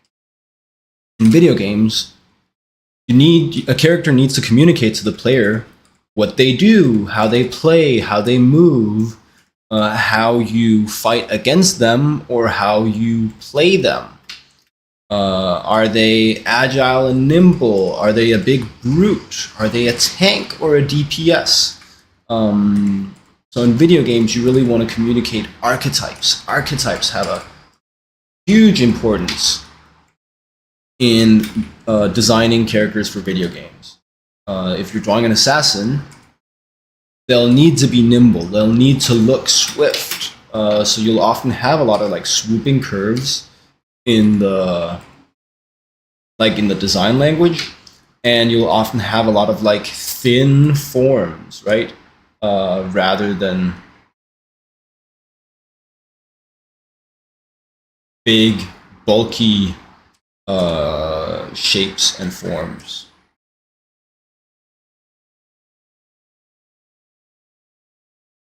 I'll tend to see it in the posture as well, this sort of archetypical stuff, right? If you're drawing a brute, if you're drawing a tank, someone who hits heavy, you need to tell this to the player too. You need to communicate that to the player. So you draw big forms, you draw heavy weapons, you draw slouched postures. You want to communicate to the player what the character does and how they do it. So like you let's pull up a tunnel goat, right? Tunnel goat is very like video game design because it's like he's a big brute, he's a boss character, he's going to be hard to kill. You make him big and strong and imposing. How does he attack you with these big ass swords? How does he produce those swords? Does he have a power sword? Yes, this heart in his mouth, in his chest mouth, that he draws the sword out of. Maybe that's a weakness as well. Maybe you could hit him harder if you hit him in the heart, right?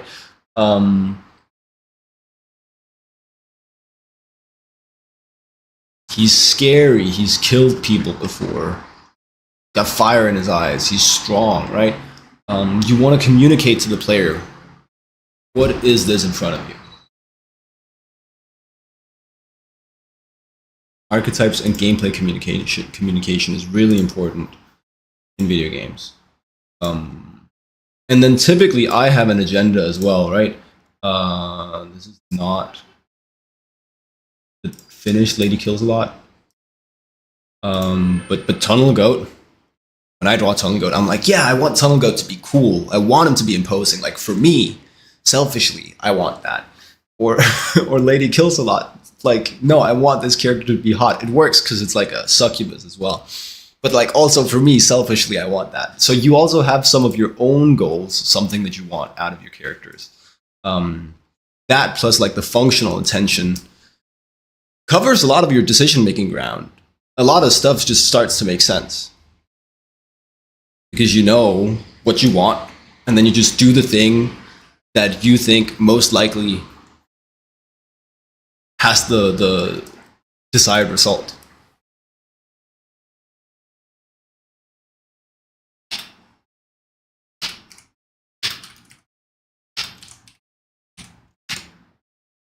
No, why didn't that work? What did I do wrong? Flash marker. Yes.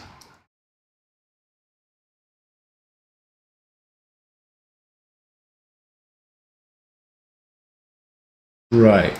A lot of red in a Tunnel Goat project for sure.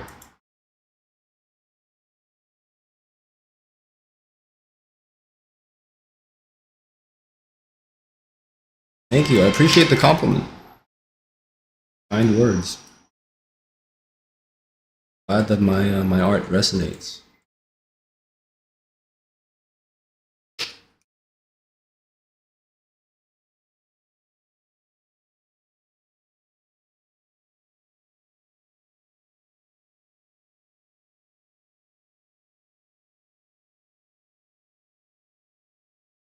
I've designed a lot for comics recently because I'm trying to do a comic project with a friend. Um, the intention there is a little bit uh, more open and potentially a bit more complex because you don't need to do the same amount of like player communication in a comic as you would need to do in a video game. A big part of what I want out of the character designs for Hound, then, as well as I do want them to communicate what type of character is it and what do they do. I do like that, but I also just want them to be wearing like cool fashion. Um, and then I like uh, kind of like extreme designs. So if the character can have a big prop or some crazy clothing or whatever, I really enjoy that. That's kind of something that I'm trying to do with a lot of the Hound characters. Is sort of just like do some exaggerated design within the spectrum of design that I've agreed upon with my writer, which is a little bit more grounded than what I would do if it were just me, but a little bit less grounded than what he would do if it were just him, I think.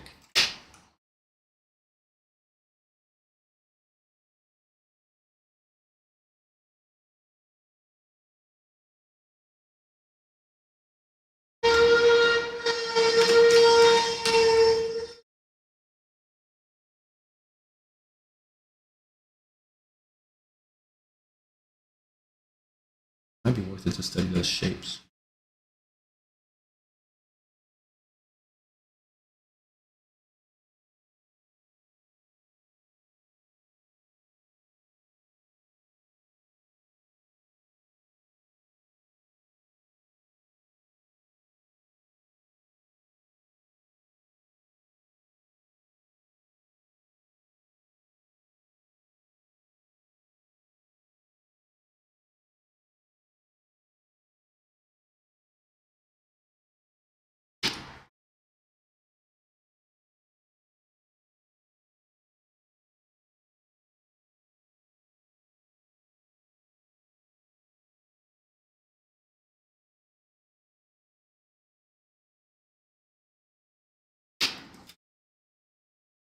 Some interesting smoke shapes here.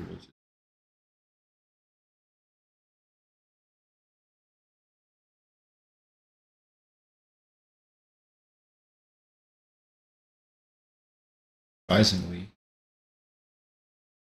a lot of medium, medium, medium in these.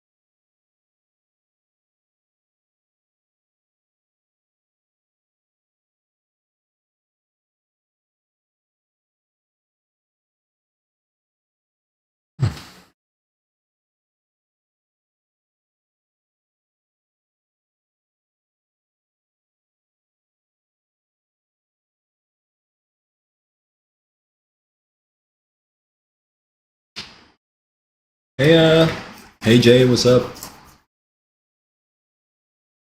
How are you doing?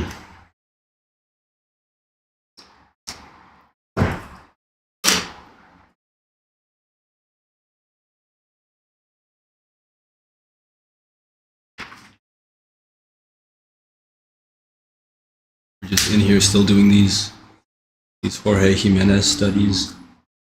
Big chillin'. Big chillin'. Room's getting a little hot. We'll open the door. Give me a second.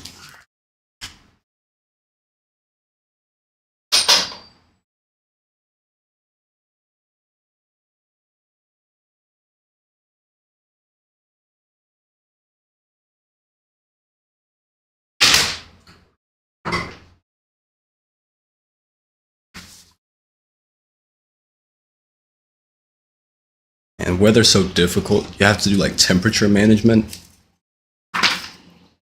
What if we just didn't have weather, you guys? Wouldn't that be dope?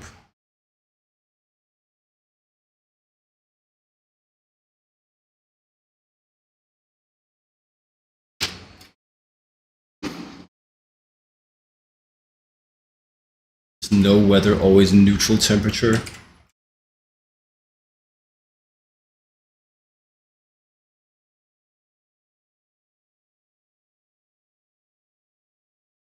That'd be great, man.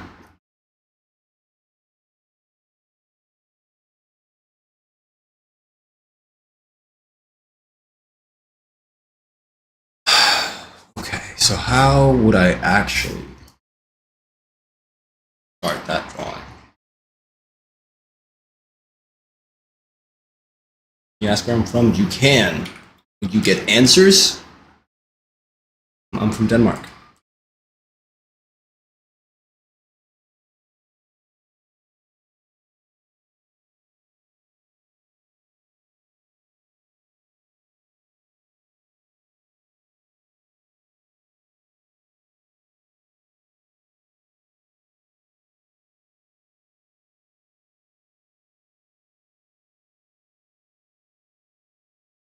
I am Dane.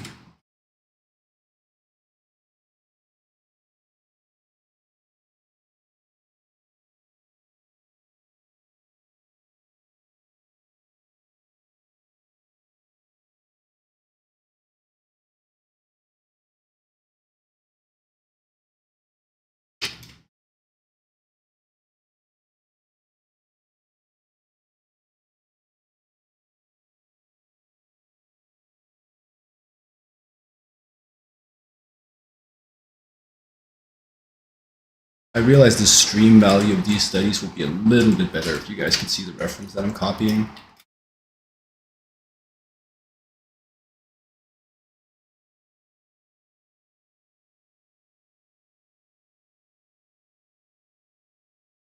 End of thought, I guess.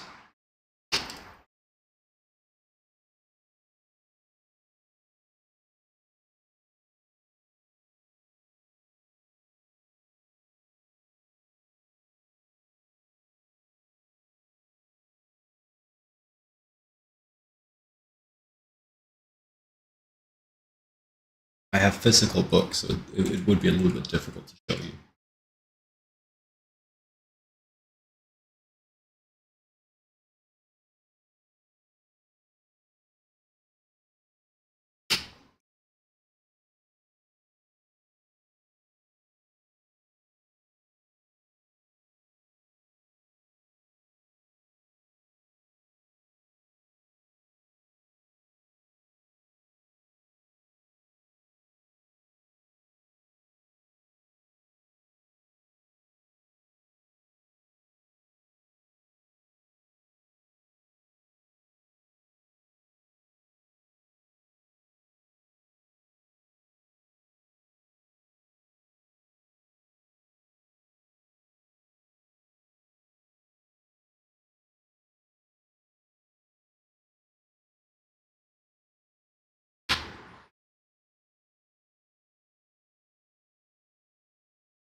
This is mostly like a gesture.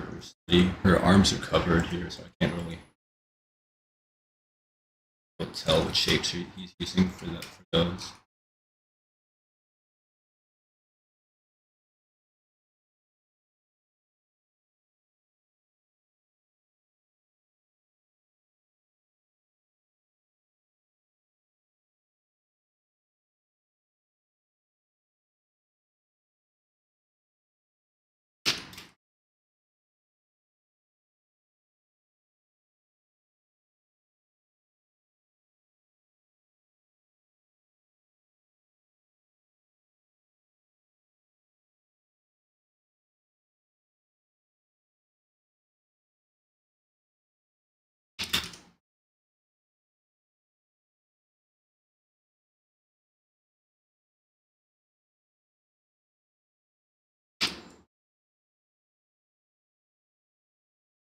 Dude, I'm a little bit afraid of being the forever student.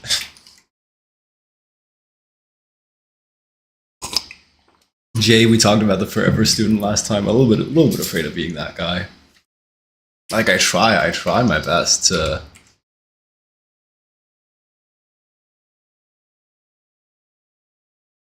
be very intentional and analytical with my practice, but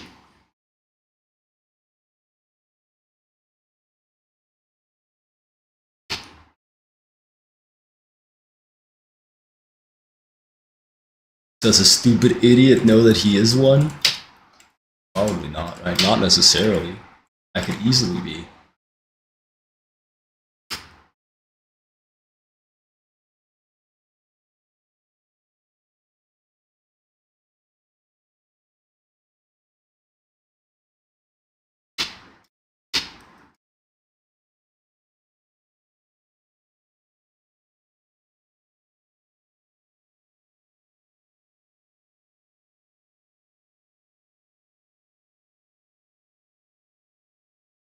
But it's good to self introspect about your goals and that stuff, more so than just being like, maybe I need to do figures. Also, yeah, I think maybe I need to do figures because I'd like to draw comics. You know, they do draw a lot of comics and figures. Also, I think maybe I need to do figures because I really like drawing figures and I'd like to be good at figures.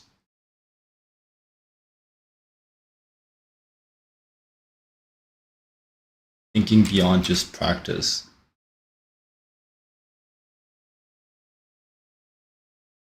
Could you elaborate?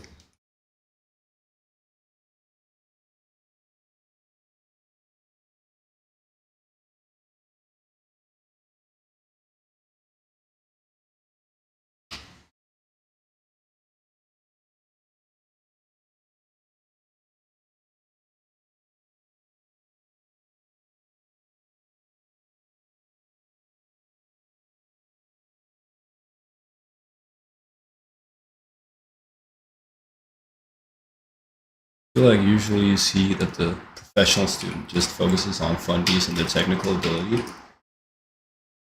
Okay.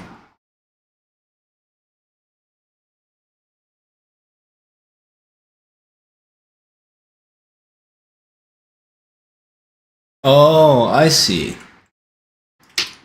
Previously.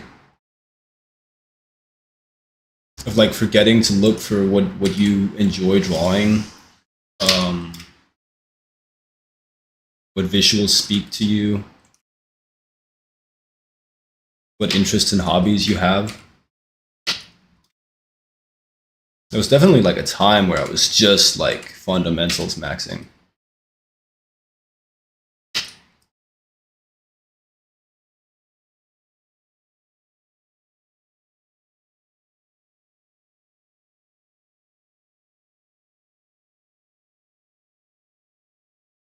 And didn't really know what do I even like to draw.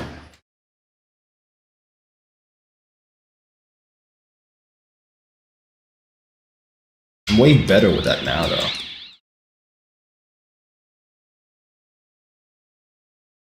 Look, it's Batman now. Batwoman? Look.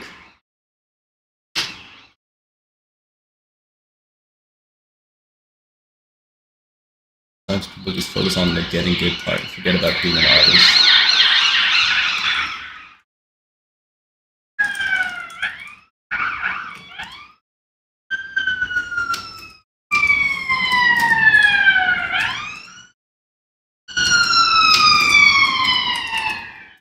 What's the being an artist part about to you?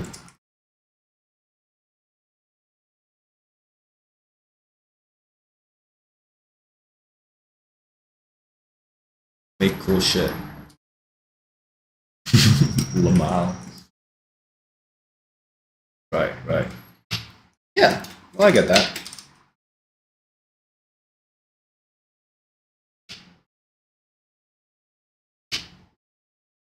Getting technically good you think is easy?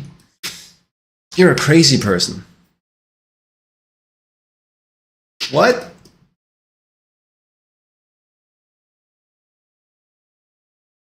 Relative to taste. Okay. I think getting technically good is really fucking hard, man. really fucking difficult.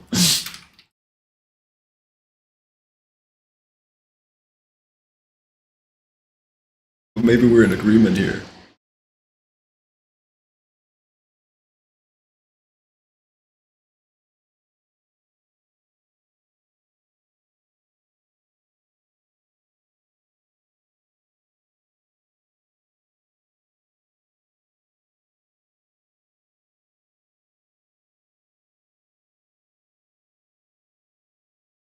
Path to good fundamentals is already laid out by years and generations of artists.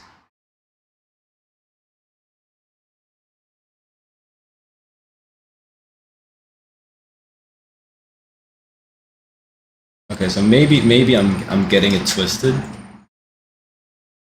I just feel like a little bit like developing that taste.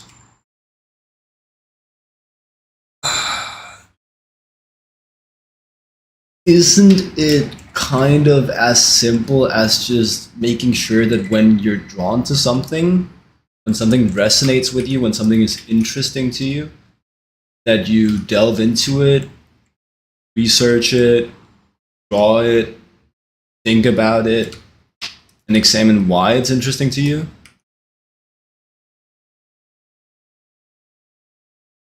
Isn't that like the main workflow in creating that taste?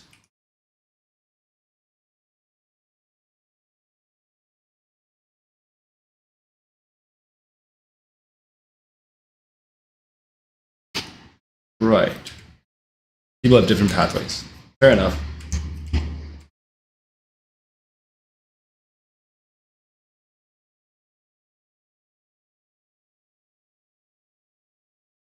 Dig a little.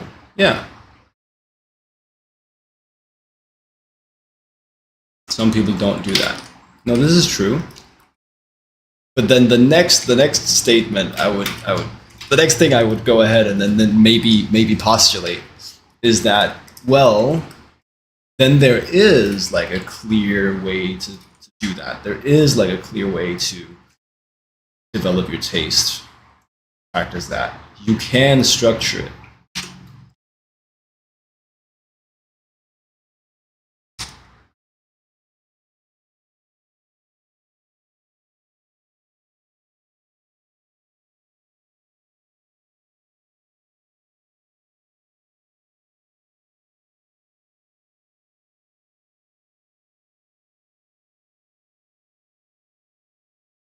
It's infinitely more subjective.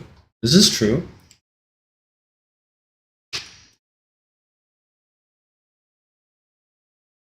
I don't know that I'm. I mean, yeah, I don't know that I'm convinced that it makes it like harder. It's a different challenge. Trying to create an educational structure for people to follow is a lot harder.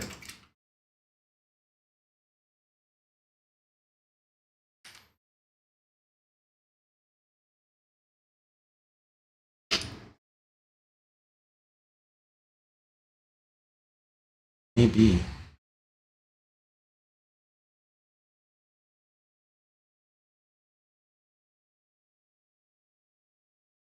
Way more made for people to follow. Study fundies comfortably.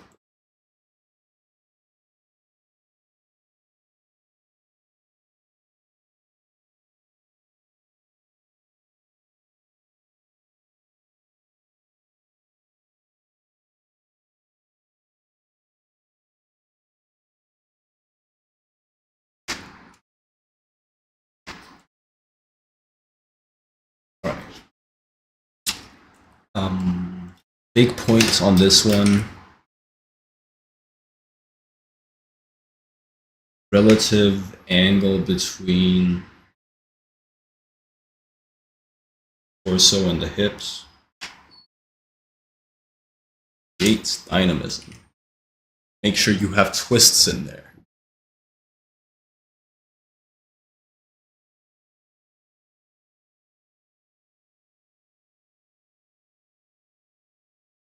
You don't have to master drawings. Wait, you don't have master drawings for taste like you do the human figure. Right.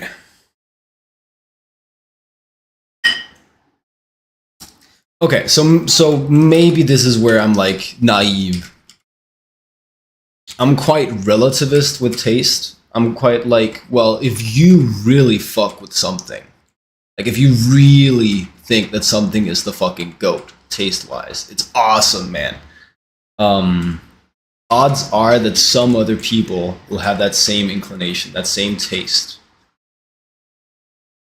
And so my like way of going about developing taste, like delving deep into what I like, is not super much. It's not about like finding the best taste, but it's really about finding the things that resonate the most with me personally, and then just following that rabbit hole. Um, which means you can kind of throw a rock in any direction and find something that is interesting enough for you to delve deep into it.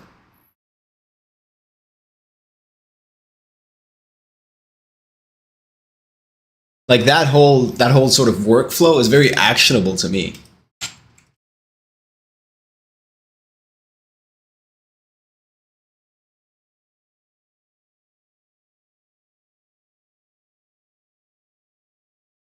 Like, oh, you like, I don't know, deconstructionist fashion?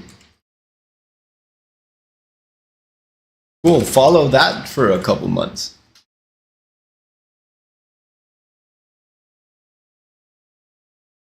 Way more based on the individual. Well, the structure is just like and how they break down what they like. I get that. I do get that.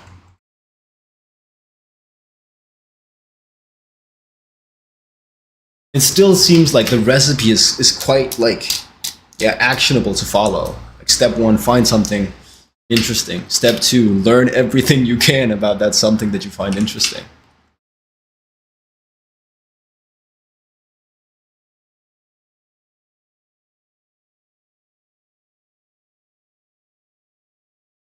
Step three, modify that something you find interesting. Change it up in ways that make you find it more interesting.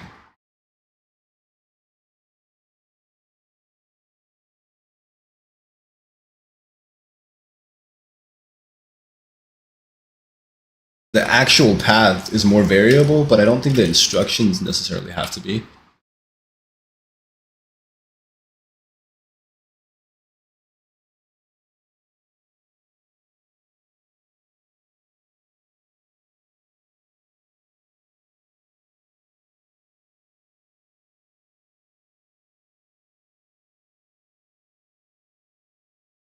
I think otherwise. All right.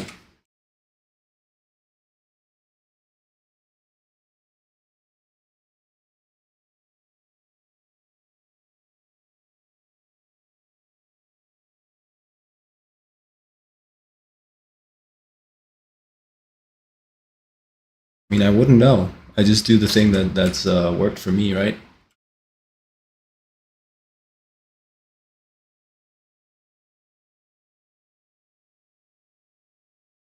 Okay. Speaking to a lot of artists, pro and otherwise, the way they think about what they like is vastly different from each other.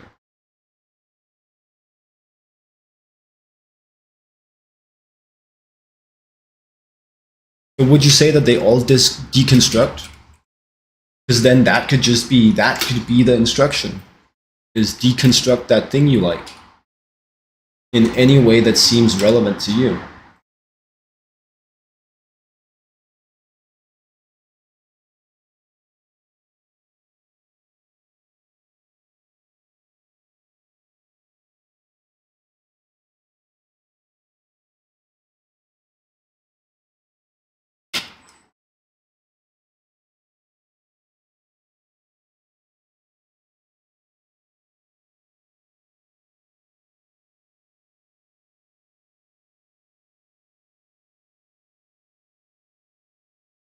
Just draw it.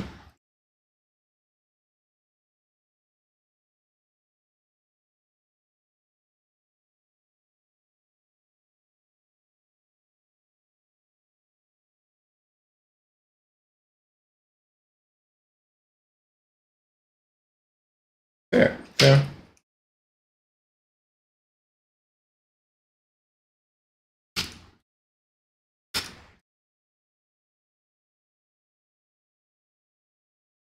But people do teach this stuff. People will be talking about big, medium, small. People be talking about ratios and 60-30 and how you can 60-30-10 and how you can break up a composition in those ratios. Not like there's no design theory sets of thinking out there. That's all design fundamentals patterns. Design theory is part of taste, no?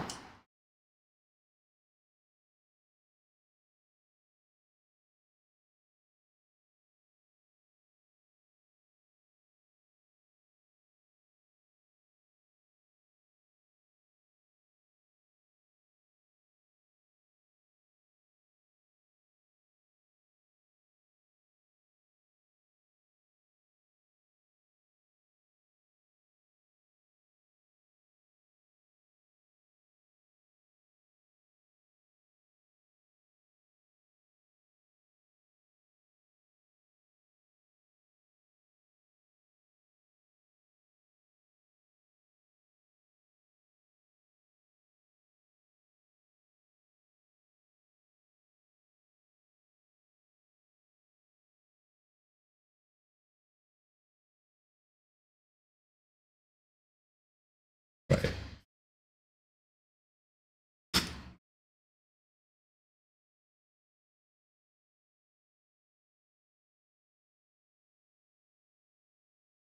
Apropos something we talked about earlier, I think like just really analyzing your own intentions, what you want to say and why. That's a big part of what explains how you can then break down your taste and why you like the things you do, right?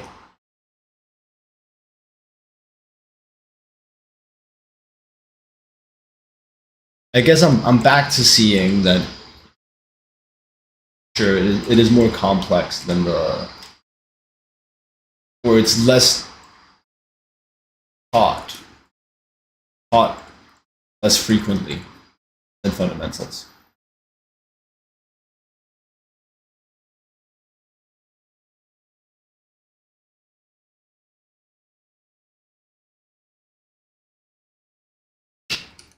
It's a more complex issue.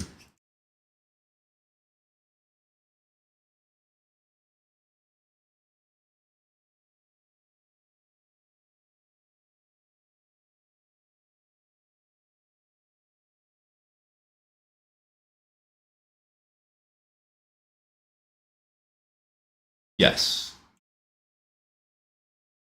I don't think I can challenge that statement, or that I would.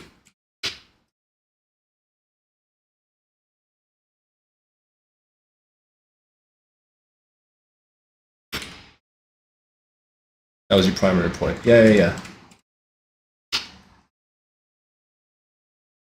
Socratic dialogue, man.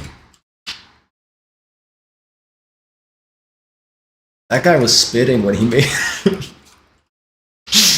That guy was cooking when he made Socratic dialogue.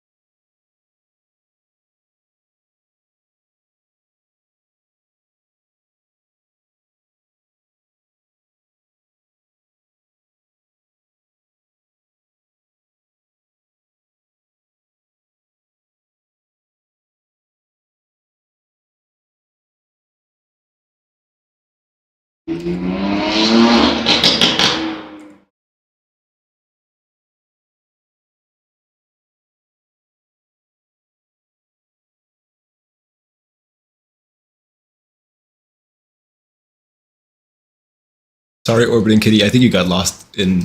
I got lost in the sauce there. Oh, it's way easier to deconstruct traditional art techniques for you. What was that? The noise? Some guy on a motorcycle, I think.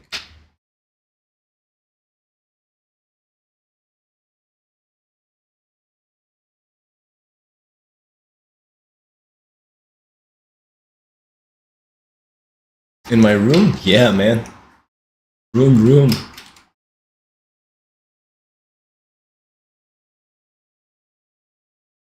My window's open.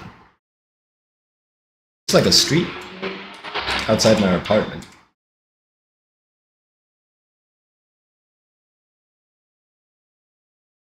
Always have a bike guy on retainer. Yeah.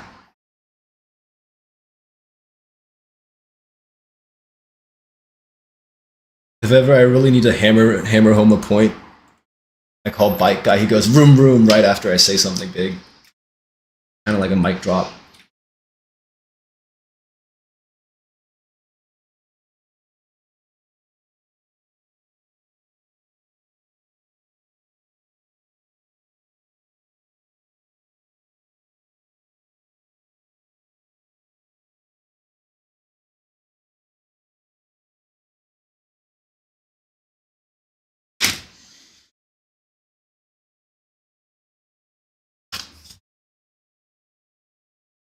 This the fresh and fit method? Make a point and just air horn blare for validity. Yes, I guess I didn't know. Right, I didn't know this was the fresh and fit method, but I guess yeah. We talked about I need like a soundboard.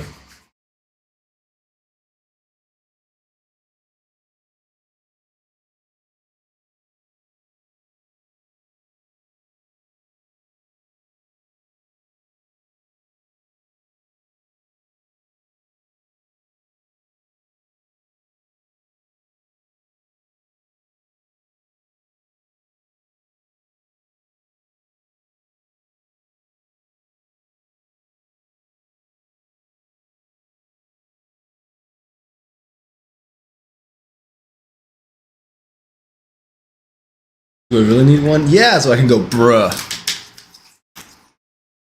and no, right? This stream needs that, if nothing else, man.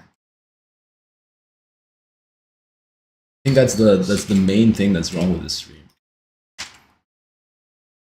Main issue. But like right after we need a VTuber, because holy shit, do we need a VTuber?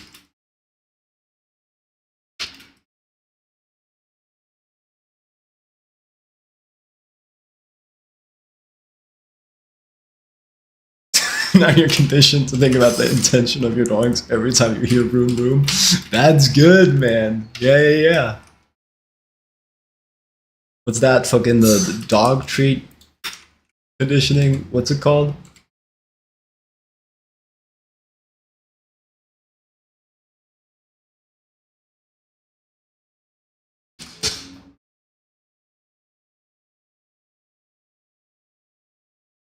Pavlov. Damn right.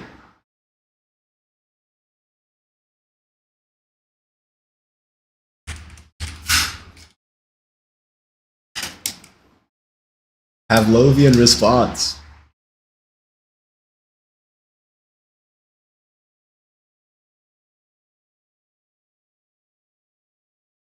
I gotta remember that. I wouldn't have been able to pull Pavlov there.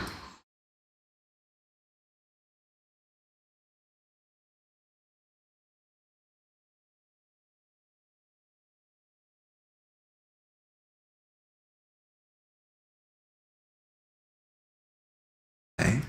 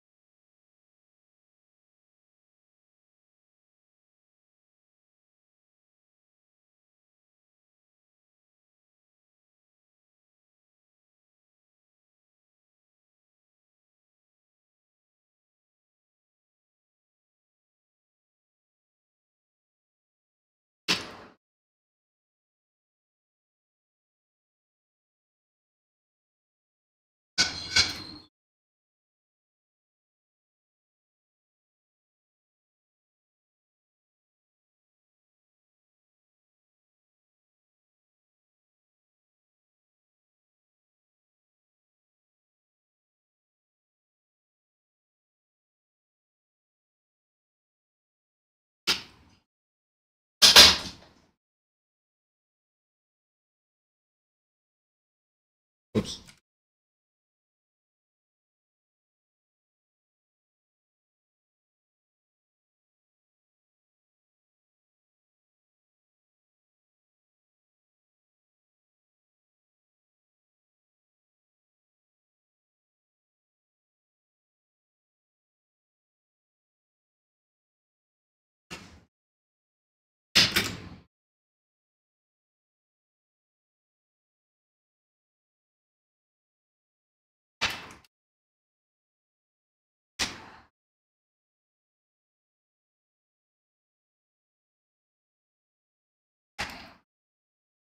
Hmm.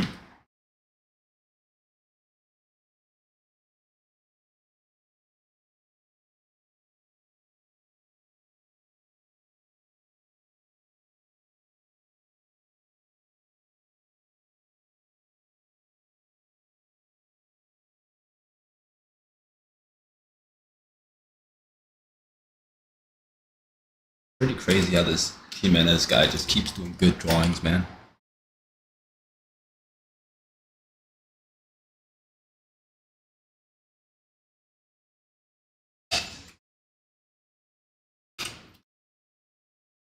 I think he'd run out. Must be nice. Yeah.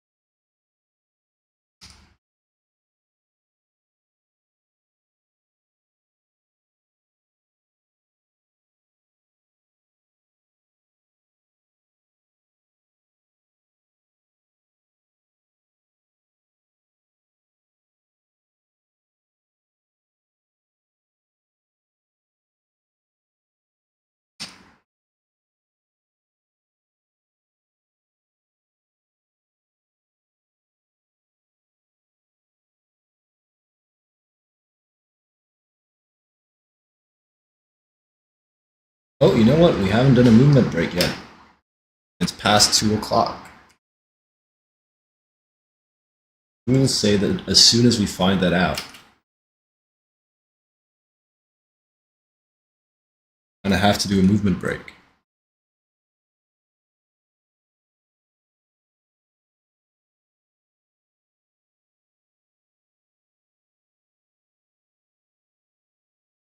Now they are almost just variants on the same drawing, but all right. So, real ones.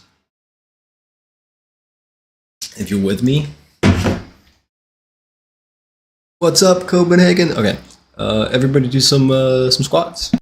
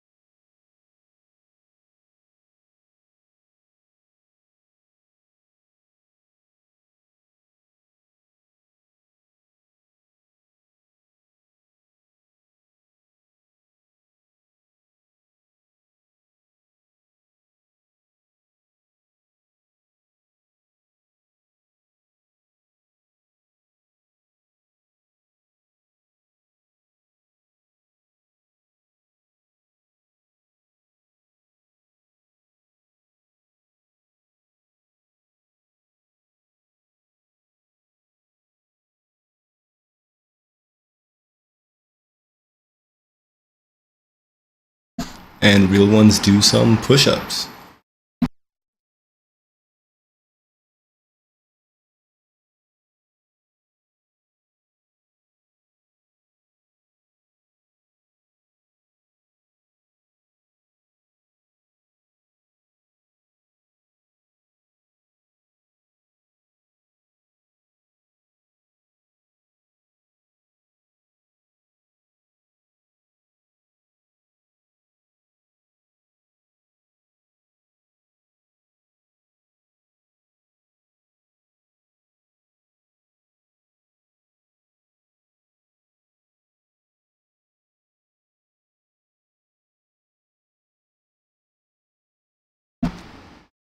and real ones do your favorite like 3 floor stretches.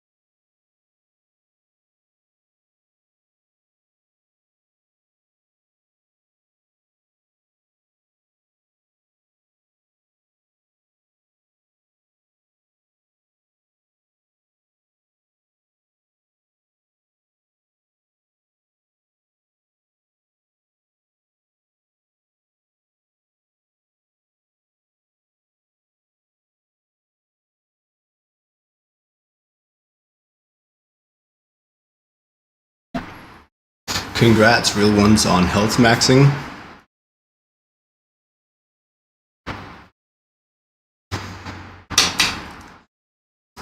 20 years from now, you will thank you.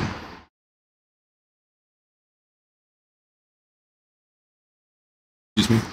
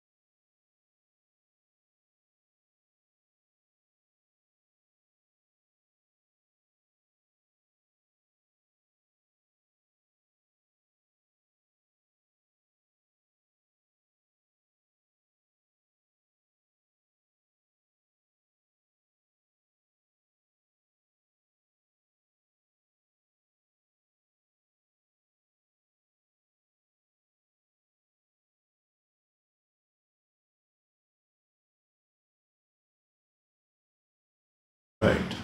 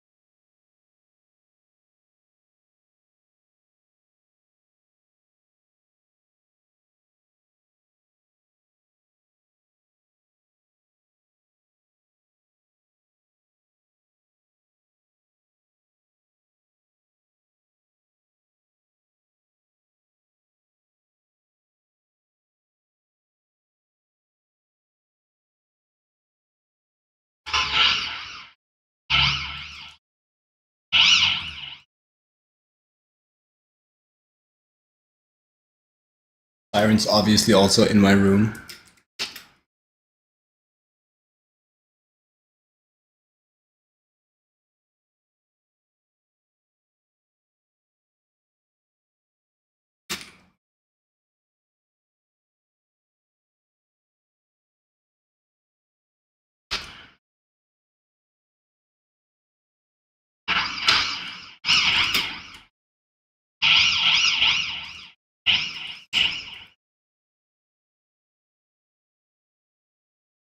Also always have a siren guy on standby.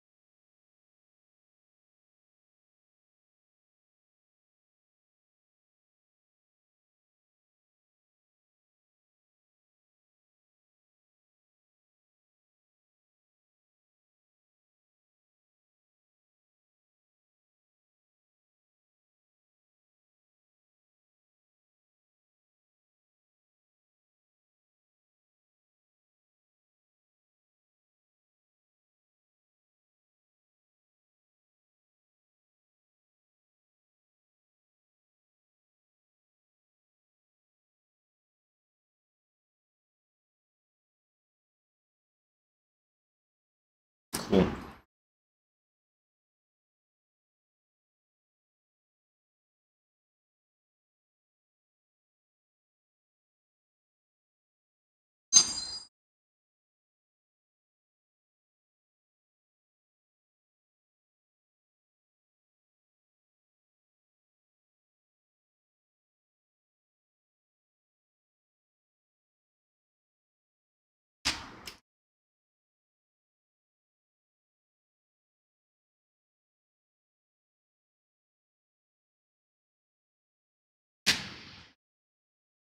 And now it's immediately hot again, and I need to open the door. Give me a second.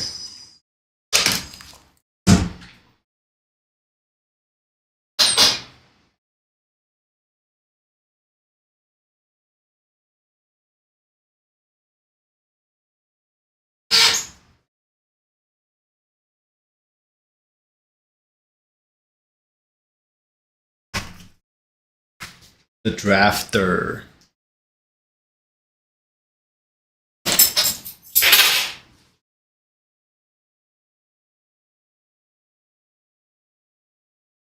The draftler keeps his room cold with a draft.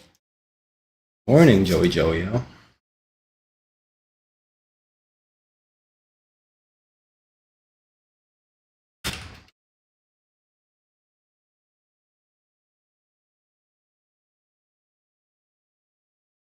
you had like a full night of sleep since last we spoke? Which was, well, I guess not a full night then. That would have been hours ago.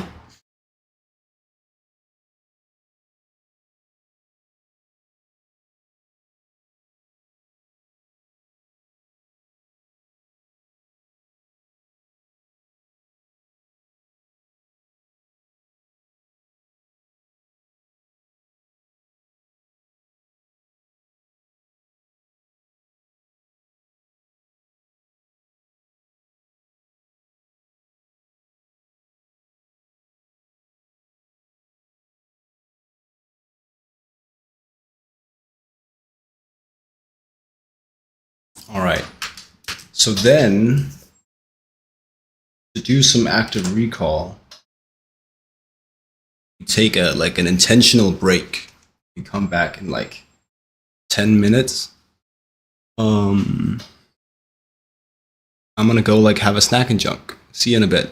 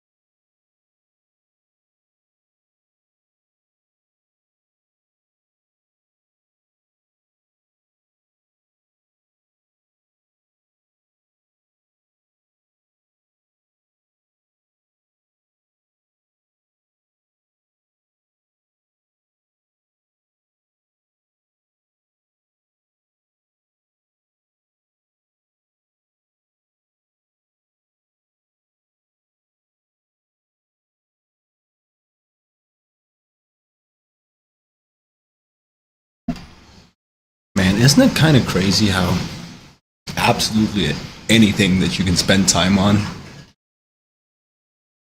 takes more than 10 minutes? 10-minute break, he says. That's never gonna happen, man.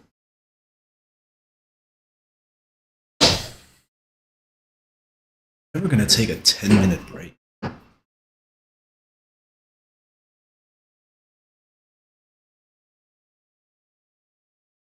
Liar alert. The liar alert? Yeah.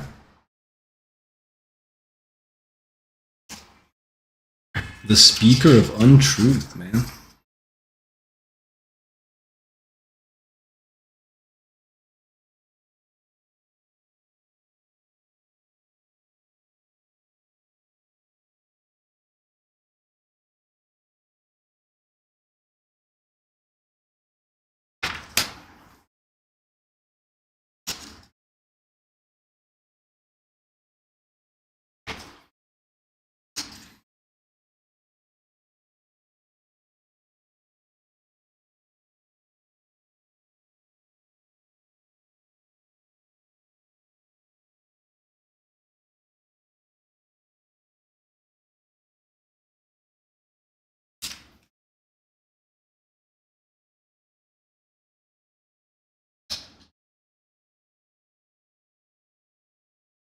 All right, I said active recall. That was the point. That was half of the point of the break.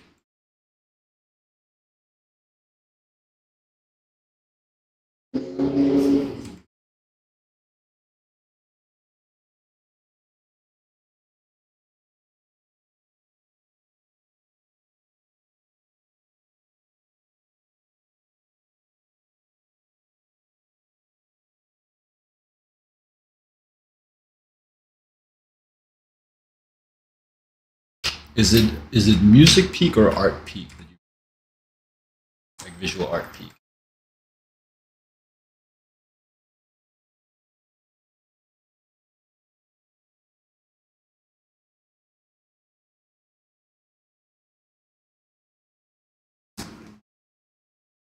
You know those moments when you think this is what I tried to do years ago and now you're able to do it?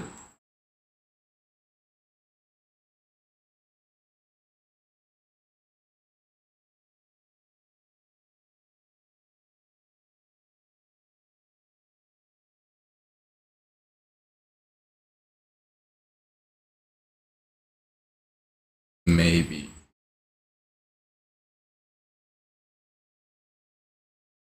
I don't know. That's like a pretty big thing. I more so have it when like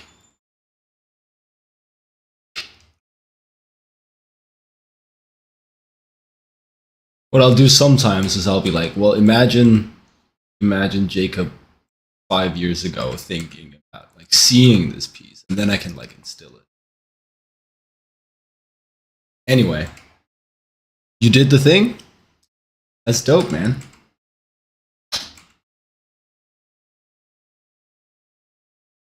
Can I hear it?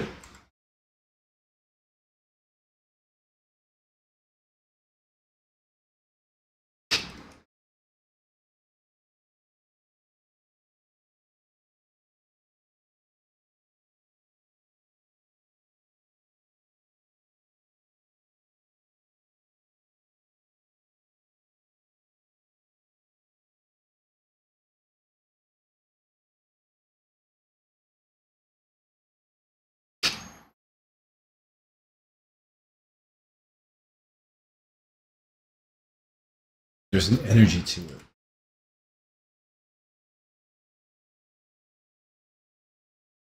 You're not gonna send me some goat demon summoning music, are you?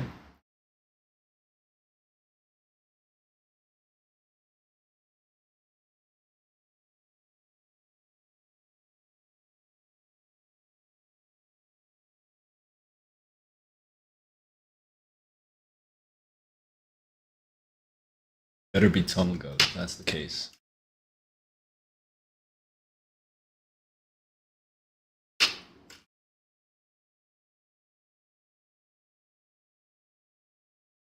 Tunnel goat summoning music.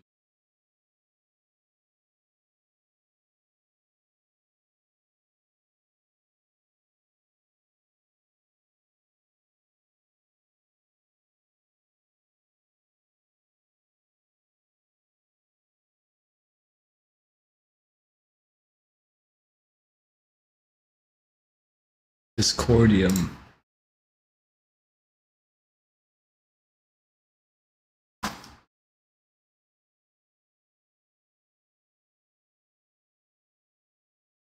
Kaze means wind, right?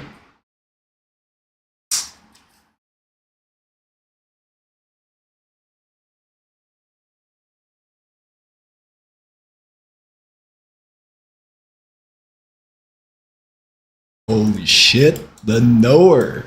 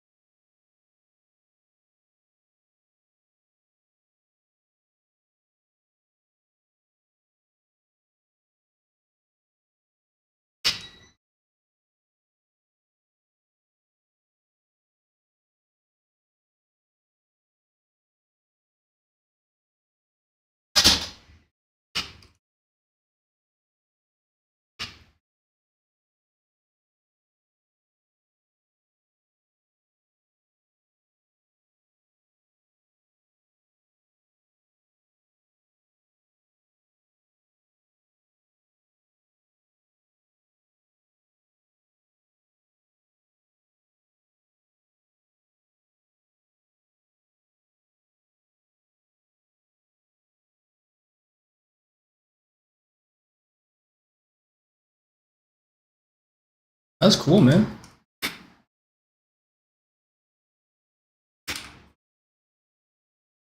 How much do you think about chord progressions?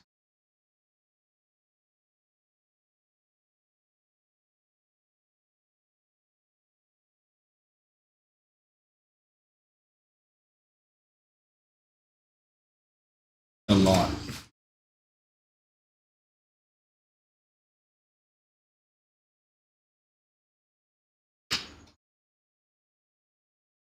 Fair enough. How much money you got?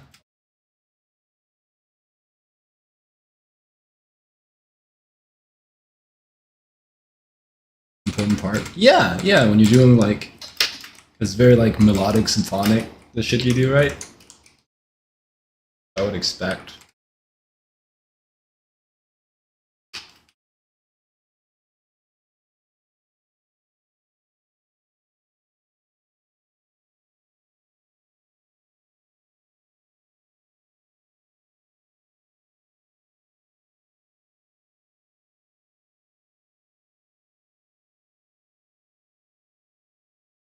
It's not just hard to make a hard hitting song. Period.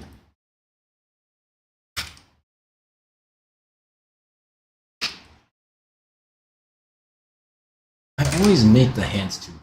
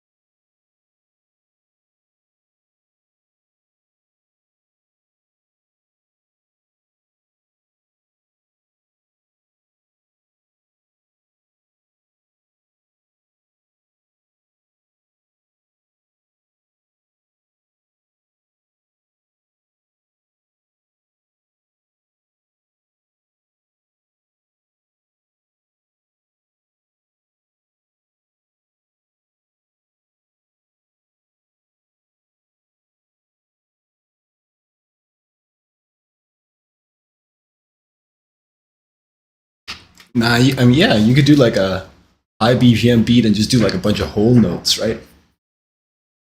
That makes sense to me. It's like, what's the dominant tempo marker? Or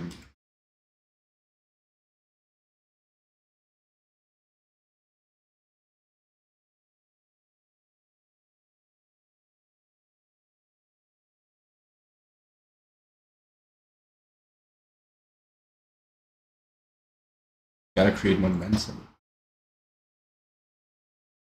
Okay.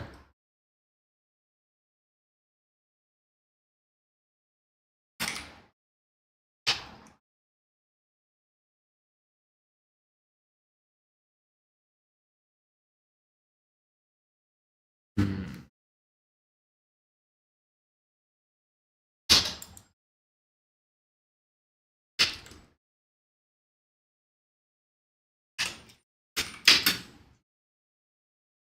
I was kind of getting more slow droning lives, to be honest.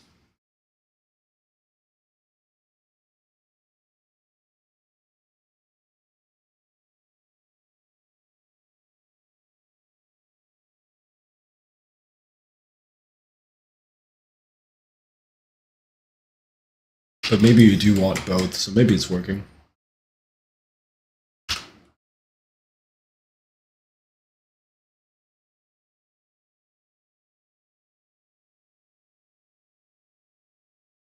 It gives both, but I guess, and maybe that's just because like I'm so vocals biased. Like the main thing that I'm tuning into are the notes that you're holding for the longest in this example, right?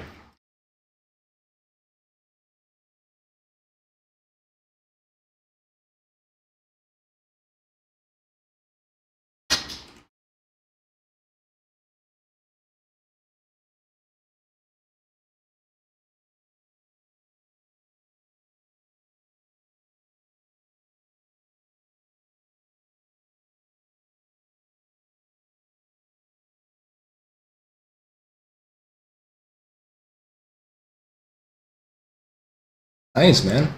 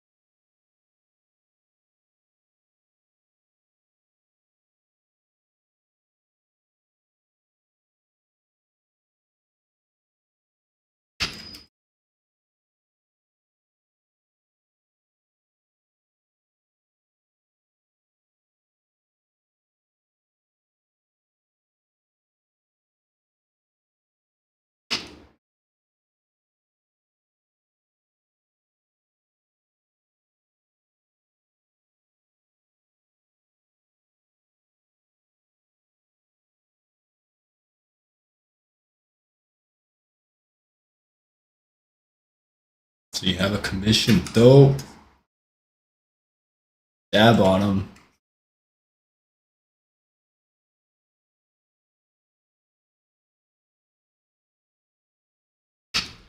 How much? How much are you charging your mom for the portrait? $1 million.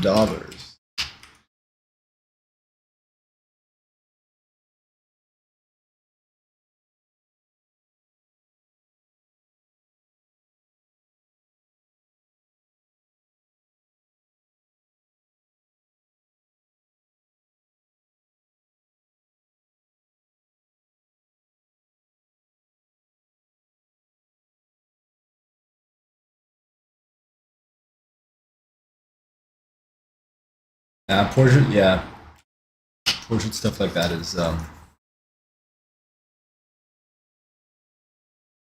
a thing. My experience too. Also, I'm generally not a big portrait guy, right?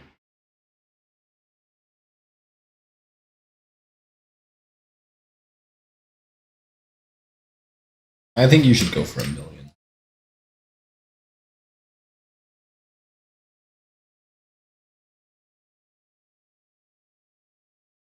You know, your time is worth something.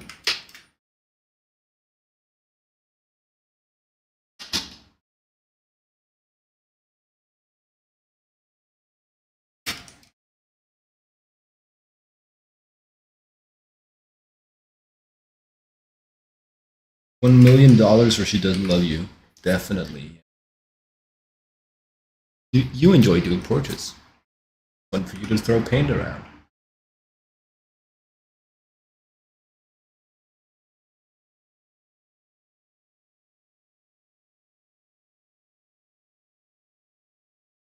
Right, and I don't. Yeah, yeah. How we're different, man. How much you care for brushwork is known.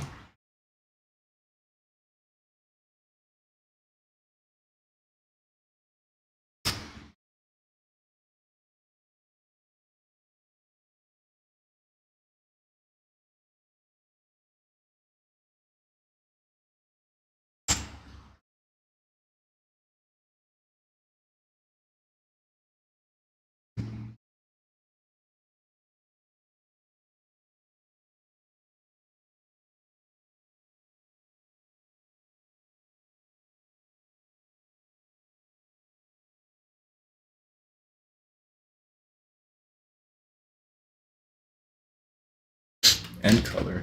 Right.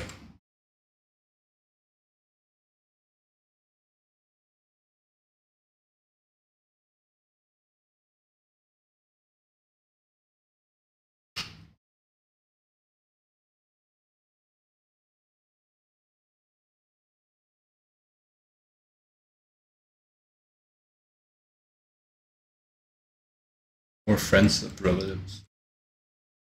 Why?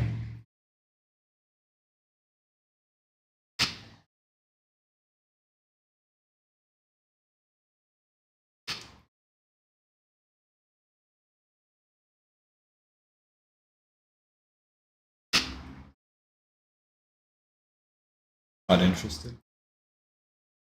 Fair enough.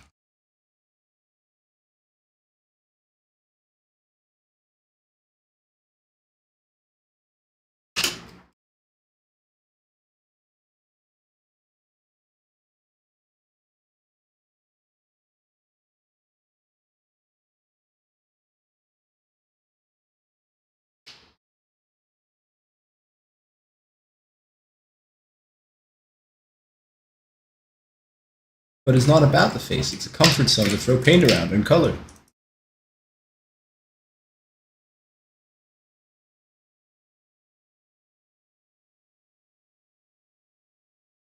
That is ass.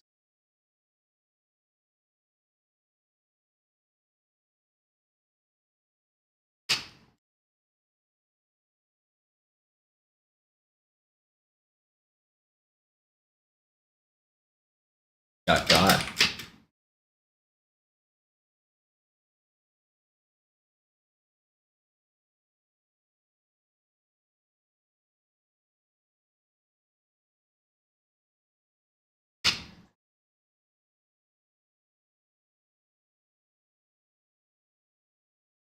Enter Jacob chat. You have the right to remain silent. Anything you say can and will be used against you.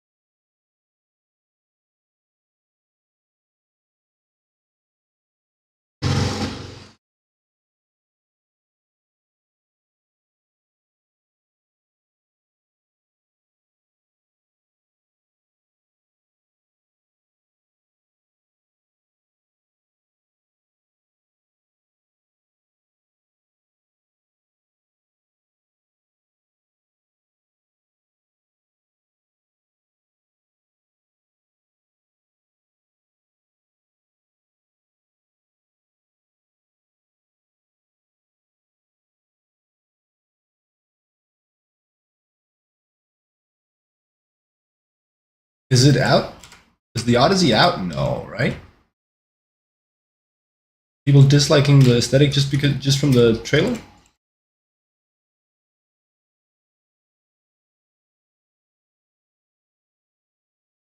There's a new trailer.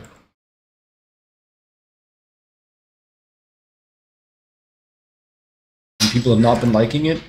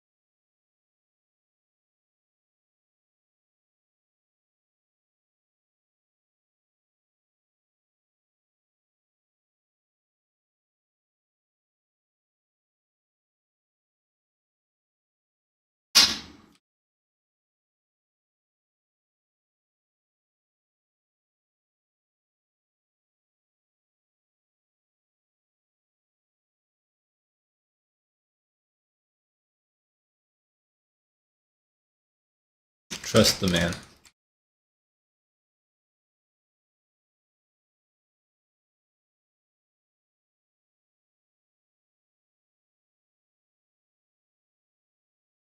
I guess with Nolan, the thing for me is it's often a bit too dark and gritty for me to really super care about the aesthetics.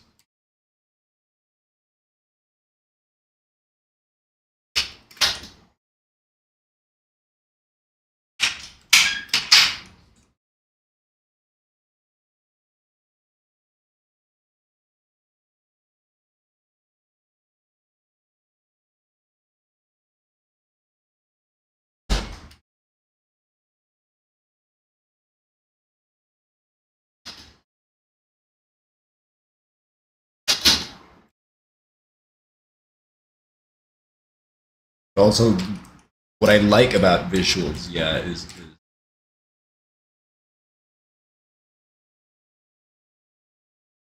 often bright colors, um, the right amount of maximalism. It can get too maximalist even for me, but the right amount of like a lot going on.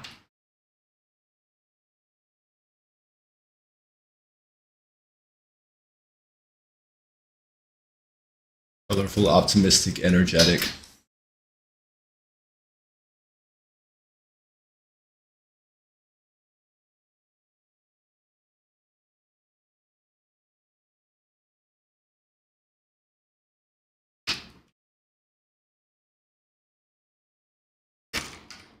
Or at least just something with like strong statements, right?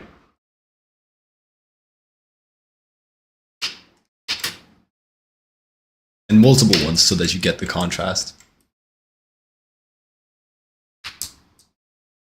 Dunkirk feels a bit clean for you as a war movie. I don't think I've seen Dunkirk. Dunkirk, the one with Harry Styles.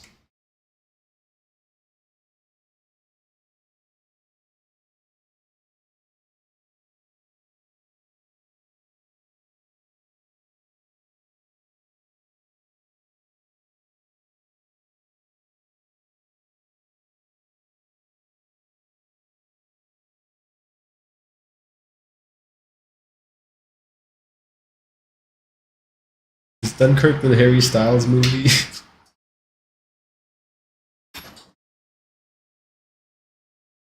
Yeah, yeah. I haven't seen that.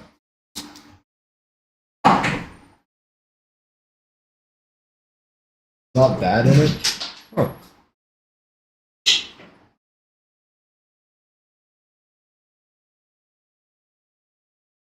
You like the Harry Styles movie?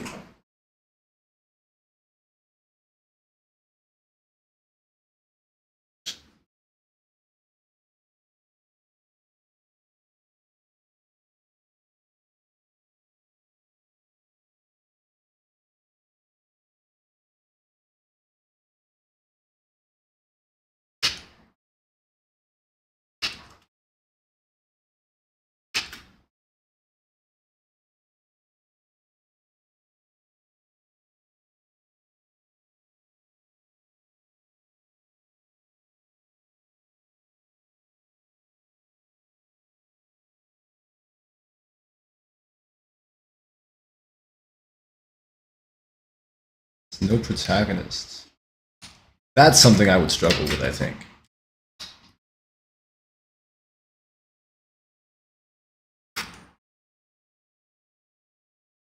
Definitely the most interesting thing about movies is characters, I think, for me.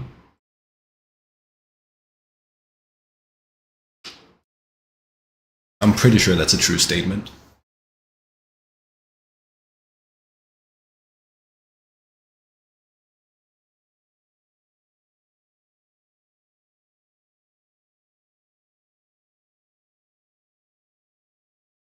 Only 100 minutes.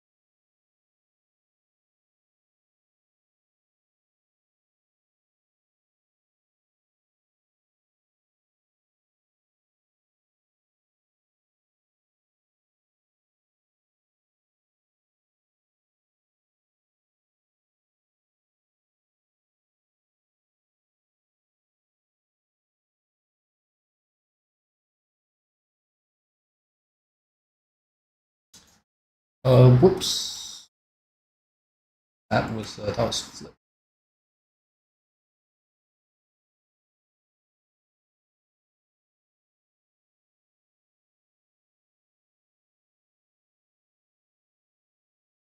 That was the point.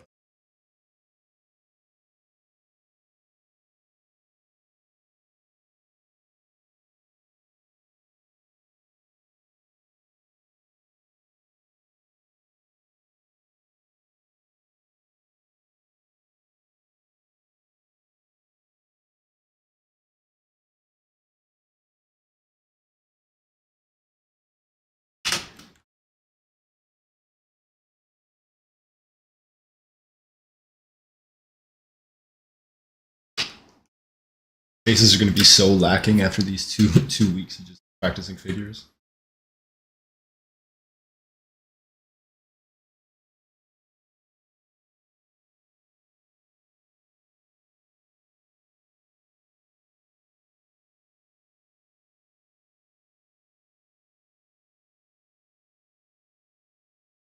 No, Amon, you should hold out. Don't listen to Dune Messiah. You'll get spoilers.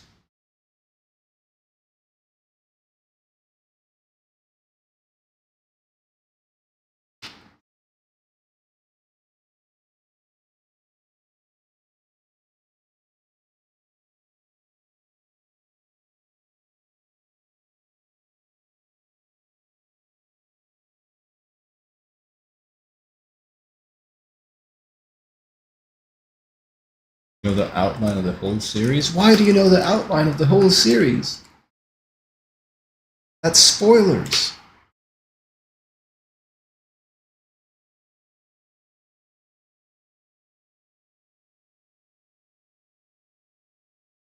Didn't expect a third movie? I thought that was a given.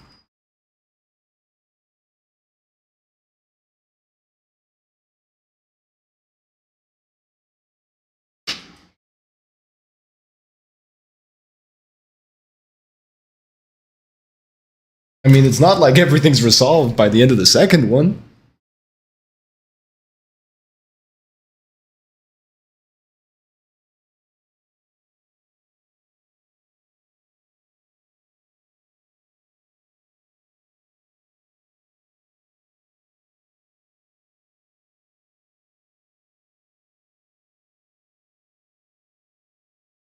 Actually, you think everything is resolved by the end of the second movie?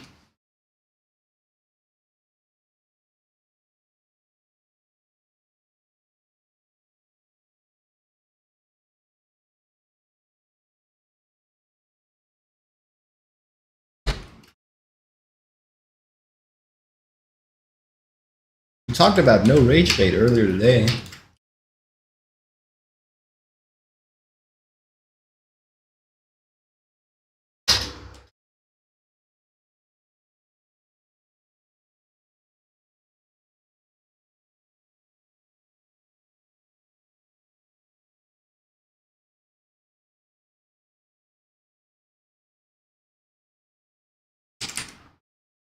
He said low-key rage baiting by implying that his counterpart was rage baiting when he knew that's not really the case. It probably is just like a misunderstanding.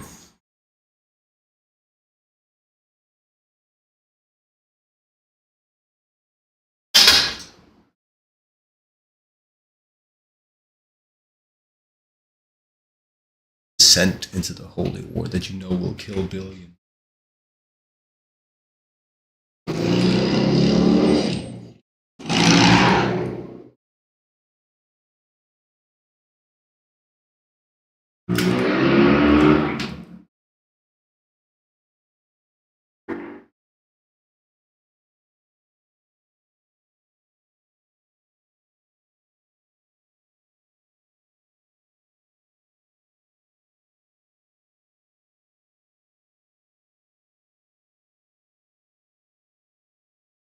That's not the meaning of the word resolve.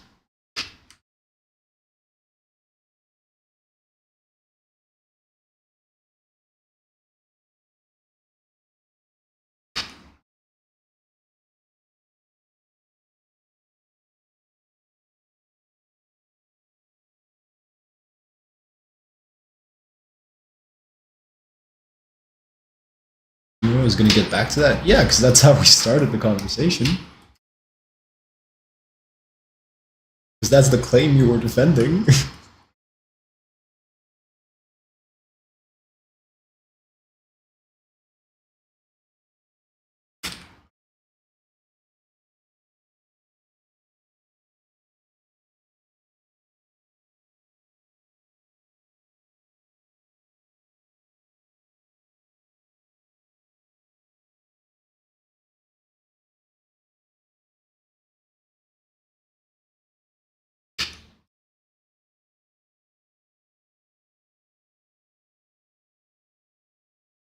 Yeah, I know what you mean. I know what you mean. You were just typing. You were just typing.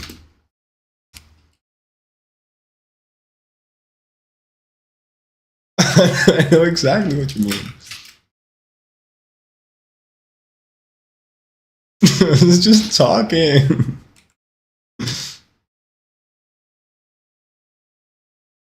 Yeah, man, same page club.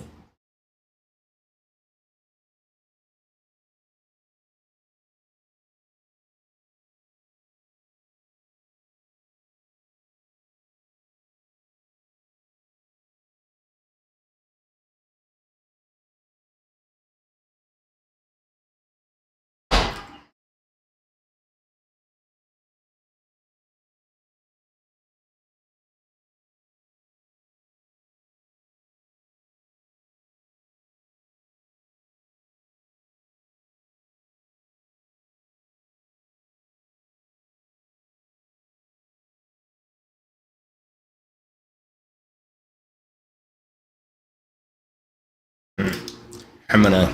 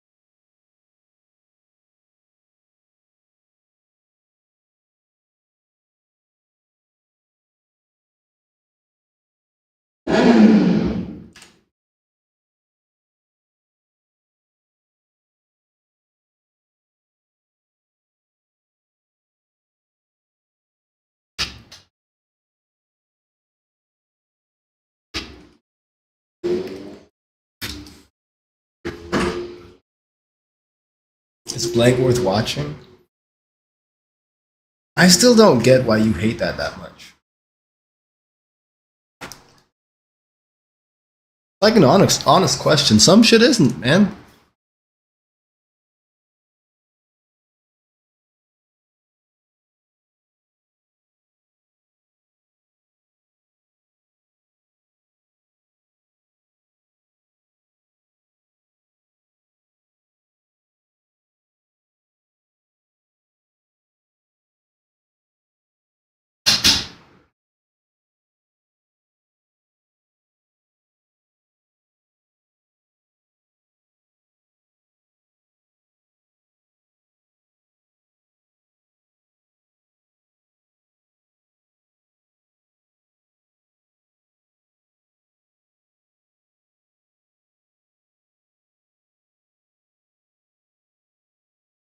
Please tell me if I could potentially waste 2 hours. And I have no idea what the other person is interested in. Like, just try it out, man. You might be ops. I don't know. I relate to that sentiment. And I think if somebody has knowledge of a potential usage of time, they can tell me like that's what reviews are for, man.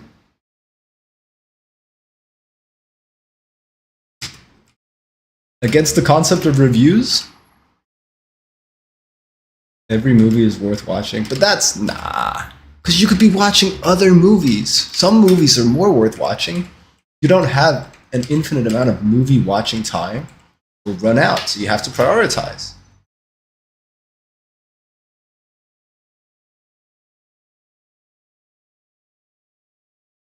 Is Captain America Civil War worth watching?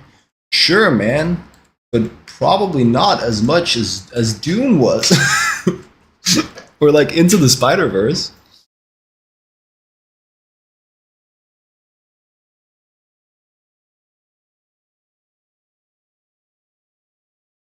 I think they were spitting when they made reviews. I think they were cooking with that one.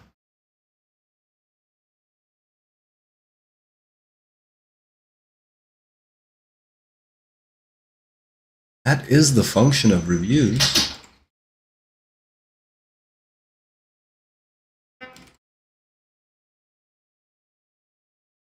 Guy who invented language was kind of cooking.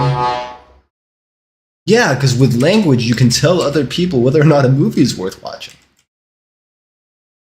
John language, John reviews is really funny.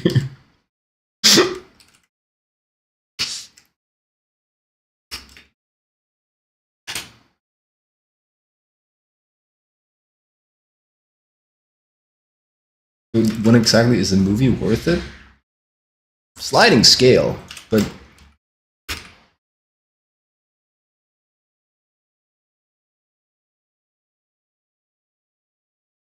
when you feel like you get enough out of it for the time invested, right?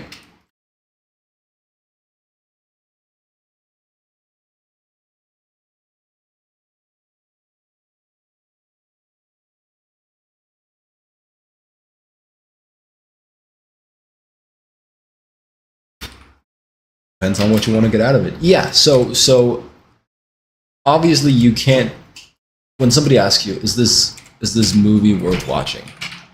You can't give them like an empirically, objectively true answer without knowing more about their tastes. This is true. This is correct. So you make a generalization. You go, okay, generally, people like about movies that they're entertaining, probably that they give you food for thought. A lot of people like that. Um, and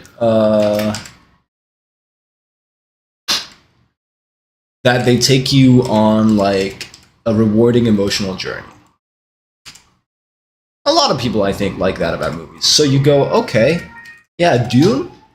Dune has a rewarding emotional journey. It's entertaining, and there's some food for thought. Is that moral? How could you? How would you navigate this situation? Um,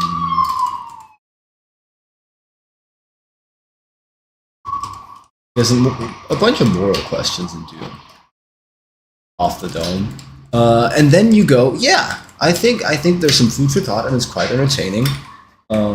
If you and then you can go, if you like, you can answer it like as a you can give a relative answer.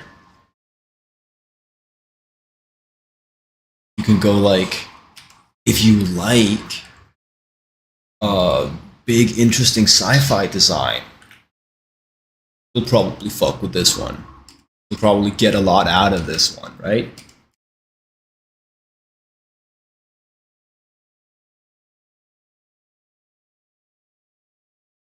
Is The Room worth watching? Yeah, if you enjoy watching a bad movie and laughing at it.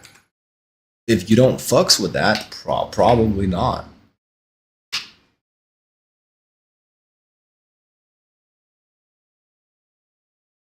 You don't like the phrasing of the question?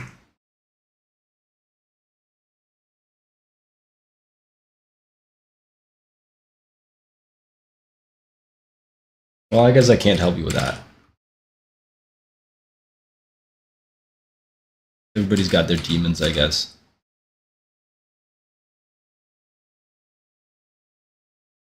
That's what they mean when they say that, man.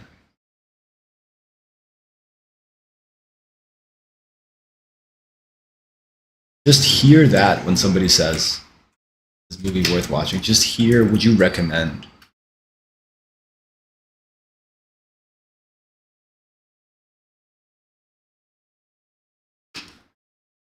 I promise you, you'll be happiness maxing.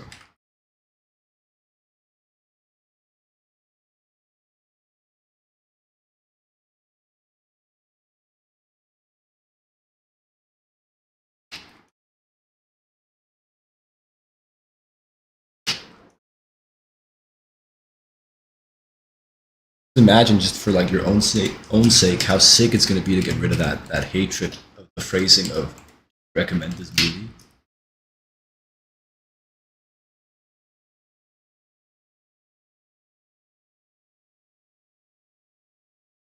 And those hatred points on, I don't know, like Nazis.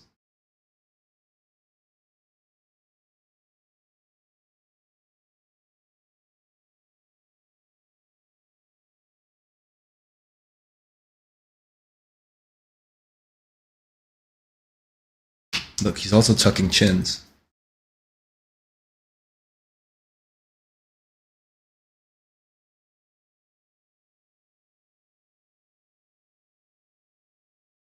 Why? Because this isn't a very appealing angle. Also, I guess she's looking at what she's. That makes a lot of sense too.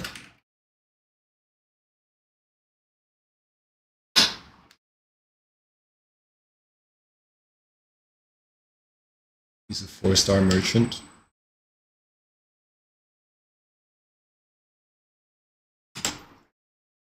Thanks. So you watched a bunch of good movies last month, then.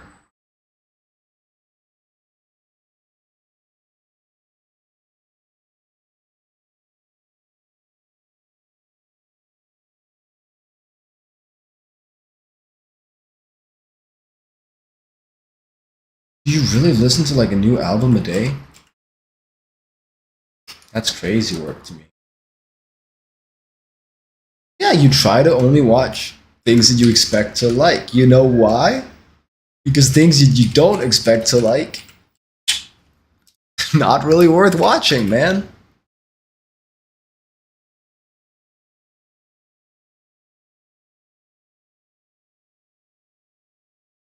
Got his ass.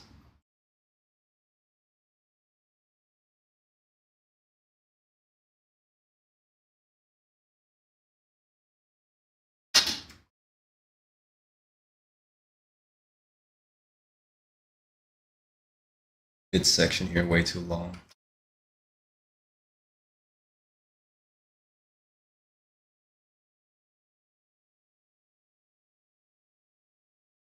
Yeah, man. Yeah, he's getting it. He's fucking getting it. Character development.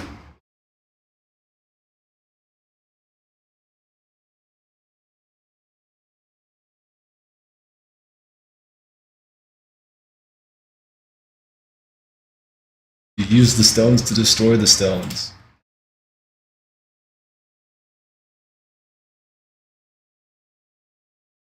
I don't know why that made sense there for me, but it just did.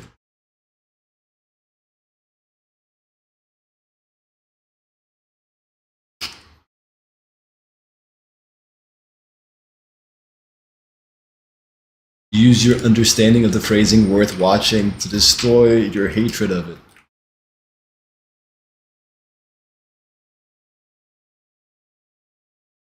No, you'd say worth watching for some other people, for specific people. Didn't waste your time on Borderlands? You gotta talk to like Amon like 3 months ago, man.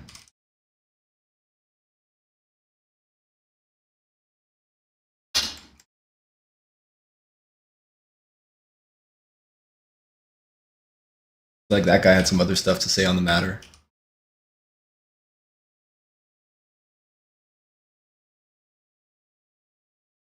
Okay. Why is that pose good? Well, I think a lot of it is literally just like the crazy amount of contrast in cage and pelvis.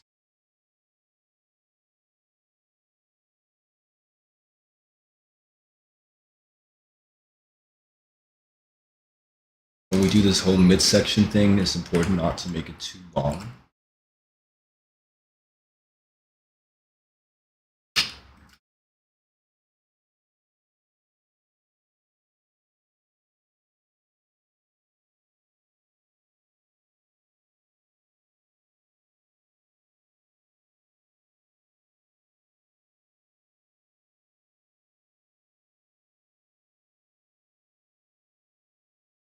There's also great contrast in like the directionality of the legs.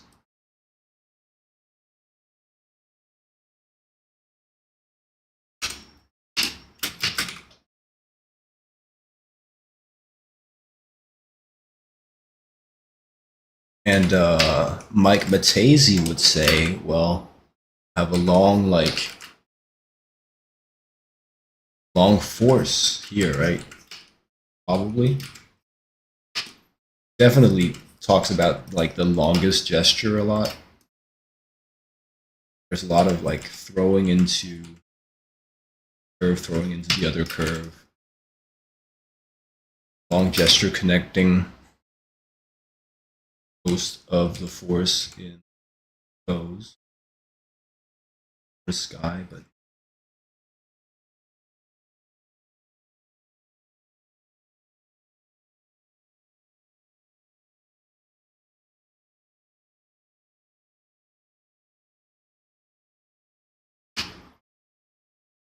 okay, but counterpoint, I think you can learn more about how to make things not suck by looking at really good shit than by looking at really bad shit. It's more important to learn what makes something good than would make something absolutely atrocious because it's easier to just not make the crazy mistakes than it is to make something actually good.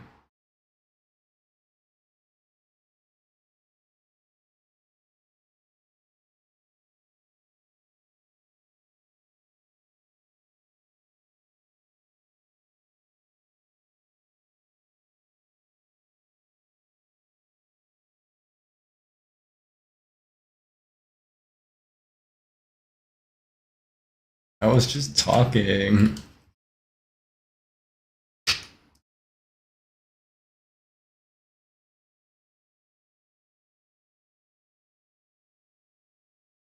Tired to debate? I'm too tired to not. Apparently, right? Supposed to be sitting here and drawing.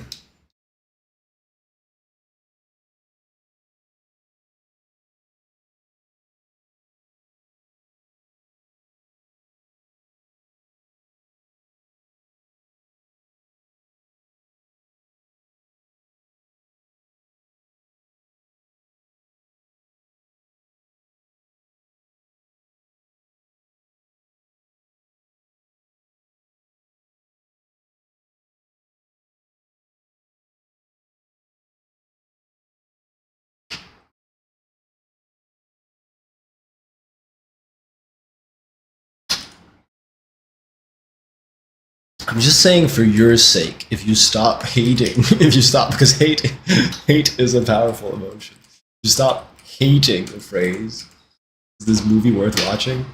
You're just gonna have a better time.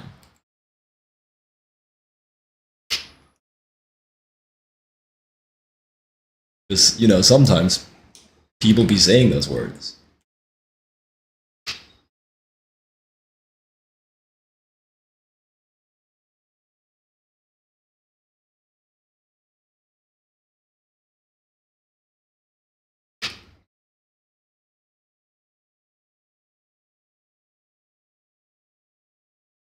So measure out the distance first, measure out the proportions, then add mass, add muscle.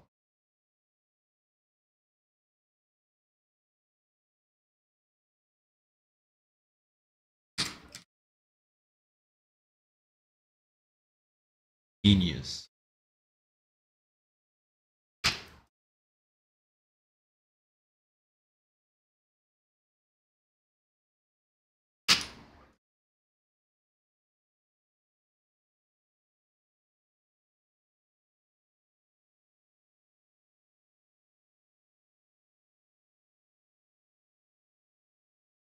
Gonna need to do a whole series on hands, man.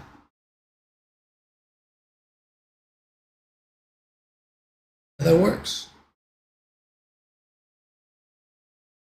Contrast and gesture good, you guys.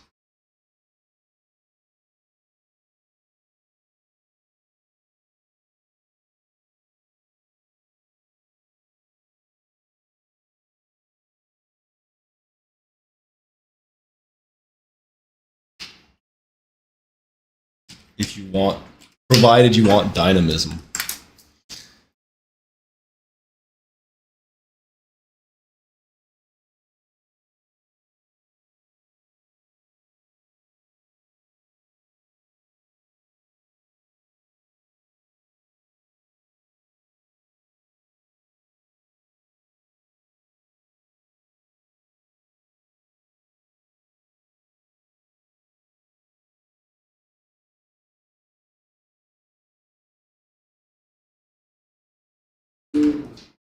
Ribcage pelvis contrast specifically. I was talking about Asian contrast.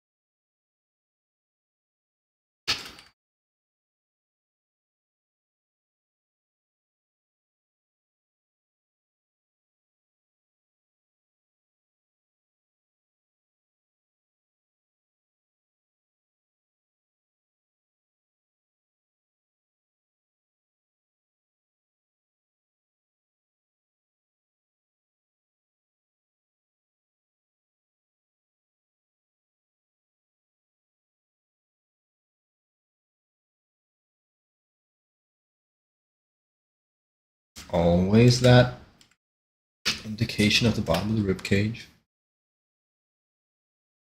Seen it in both, oh my god, both artists that we've studied over the past 2 weeks.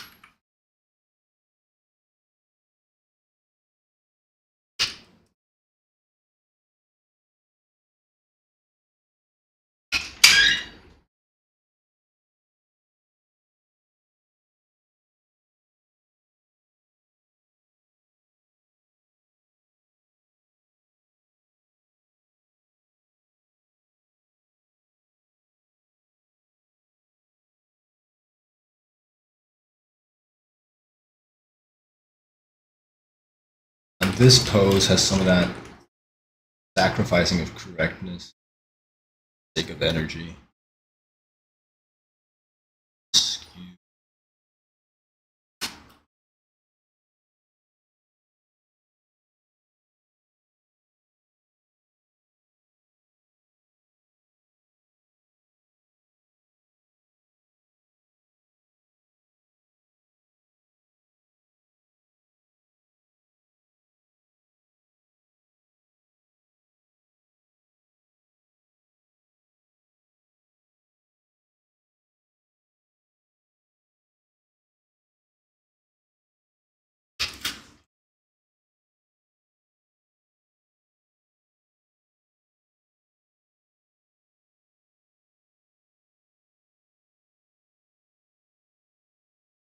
Right.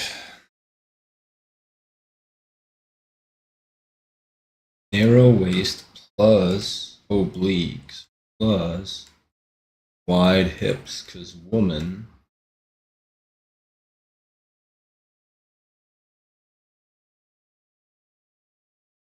results in like a sudden increase in width, and then then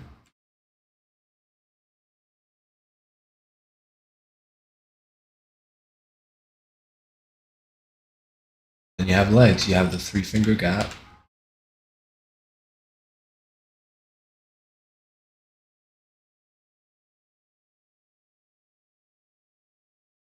That explains that shape.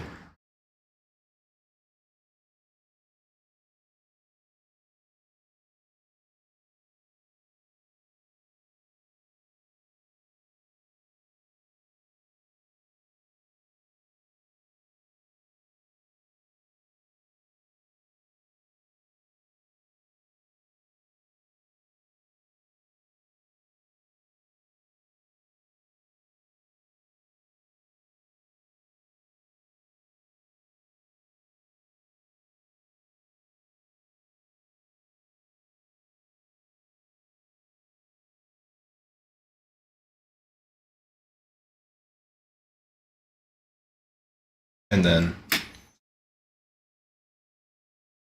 3-finger gap here, along with pelvic tilt.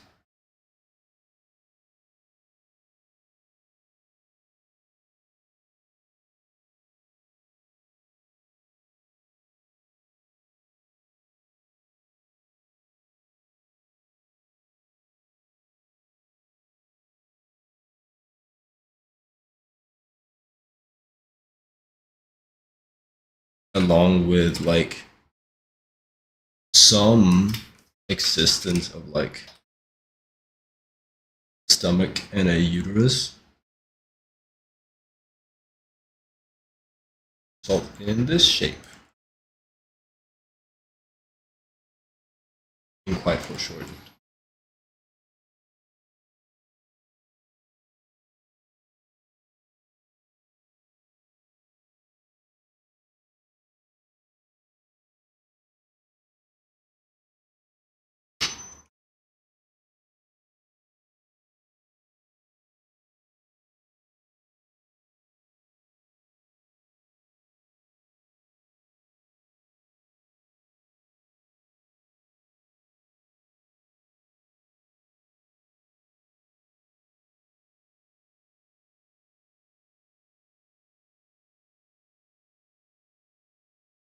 I really wanted to do that.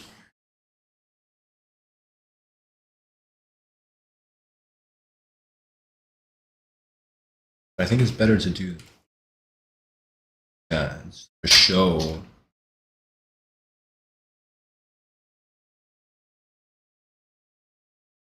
In the shape of the pants, that underneath the ace's point, there is some distance. There's some flat plane. Serenimist. Bobabu. Welcome, welcome, Serenimist. Also, Nighteth. Oh! You just followed on Twitch as well. Come to the Twitch too.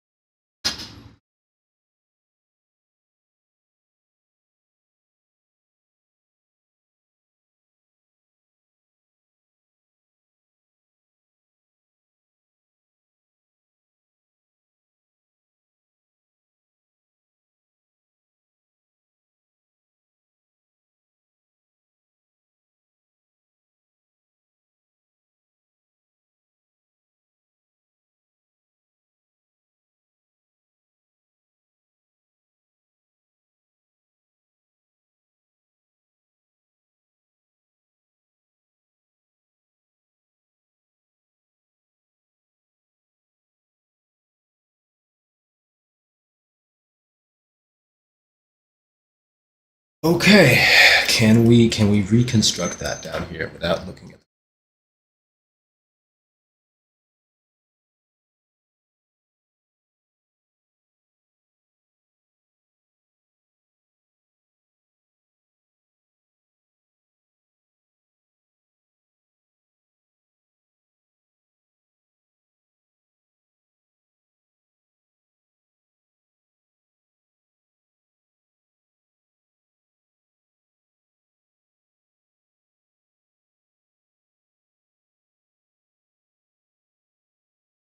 Always an indication of the bottom of the ribcage.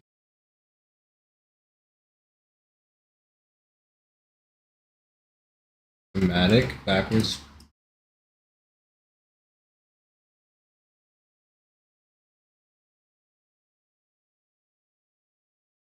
This point around here.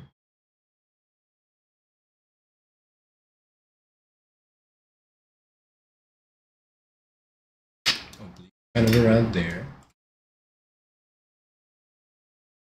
Got.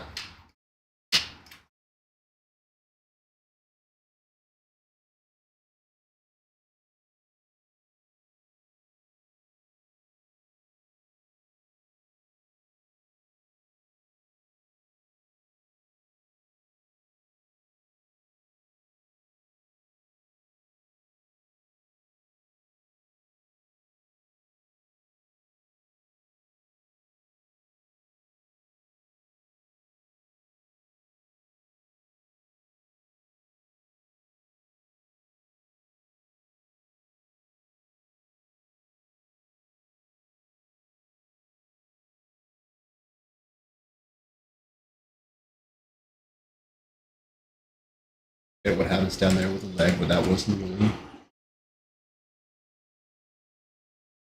point.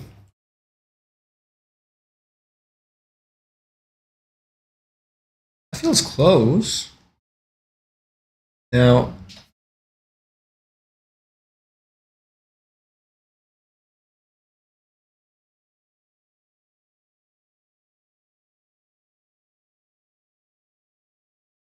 big difference is probably just that we can exaggerate a bit more.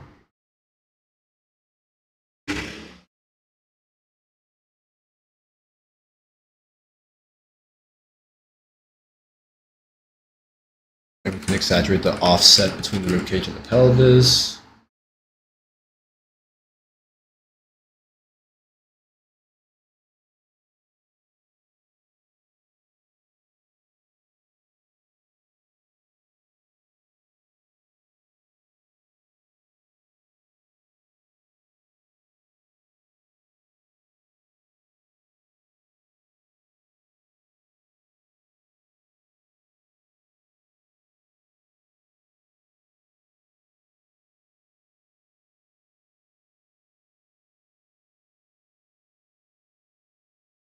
close to that angle.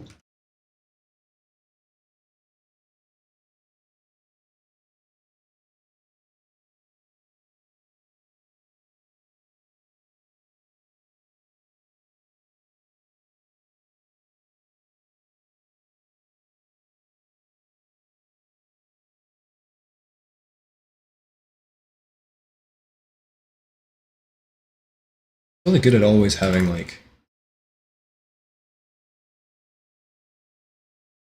good curves for the soles of the feet. Sometimes a single C curve, sometimes some more S curvy shit.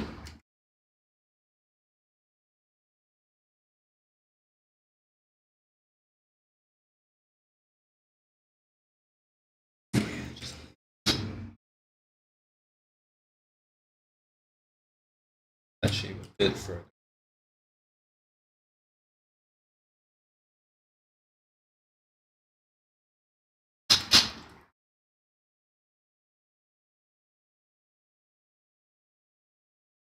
I really like that drawing.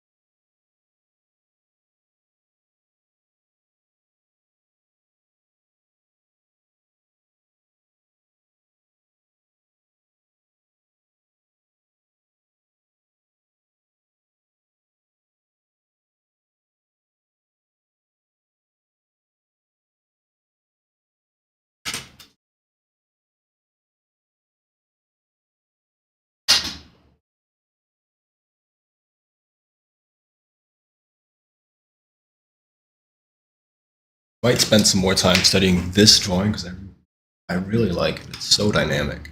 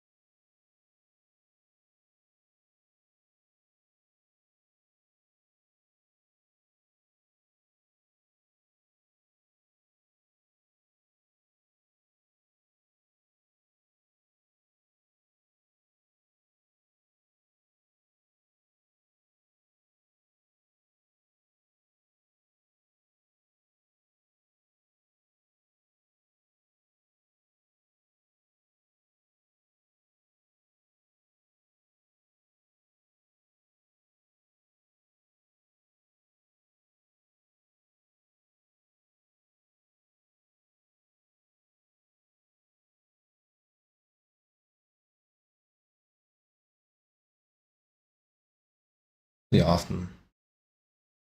Some sort of break.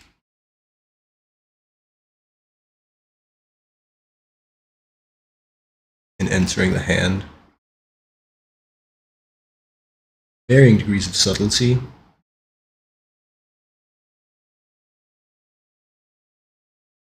Almost always a little break.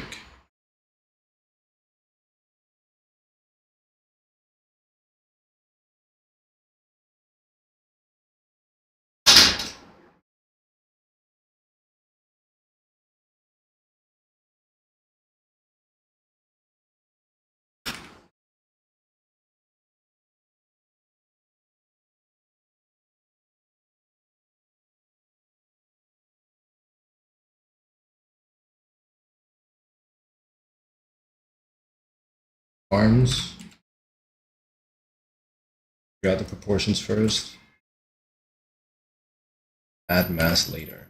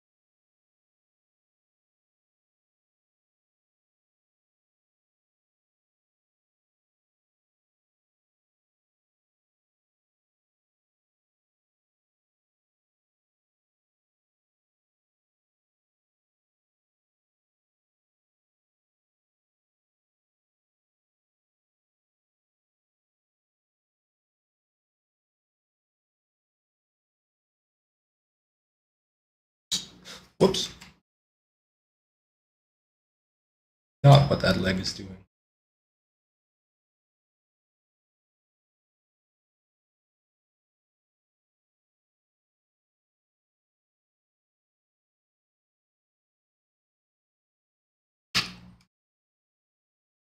Way closer to what that leg is doing.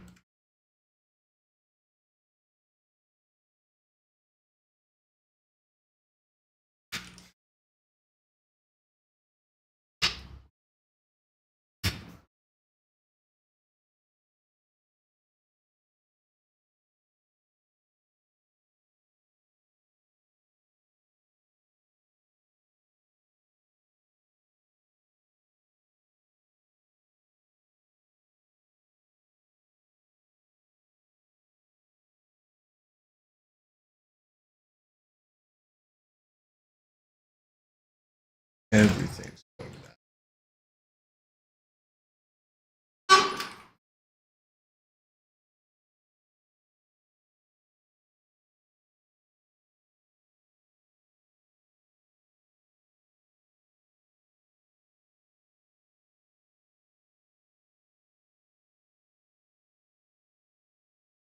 That too.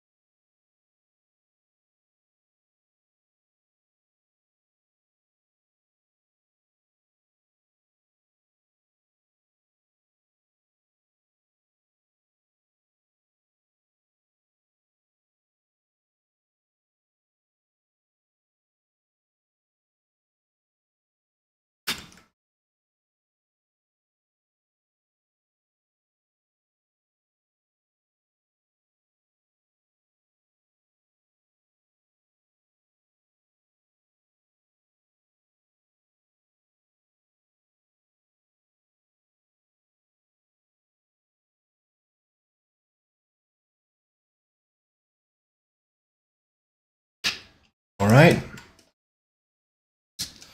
Well, that's a day full of studies.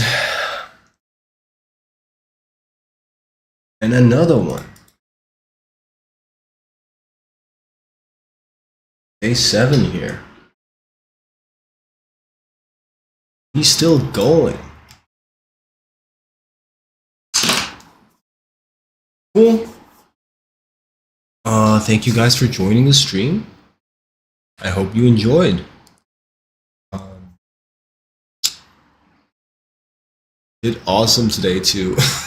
Thanks, Doll Buddy. Words of affirmation. See you in the next one. Until then, have a good one.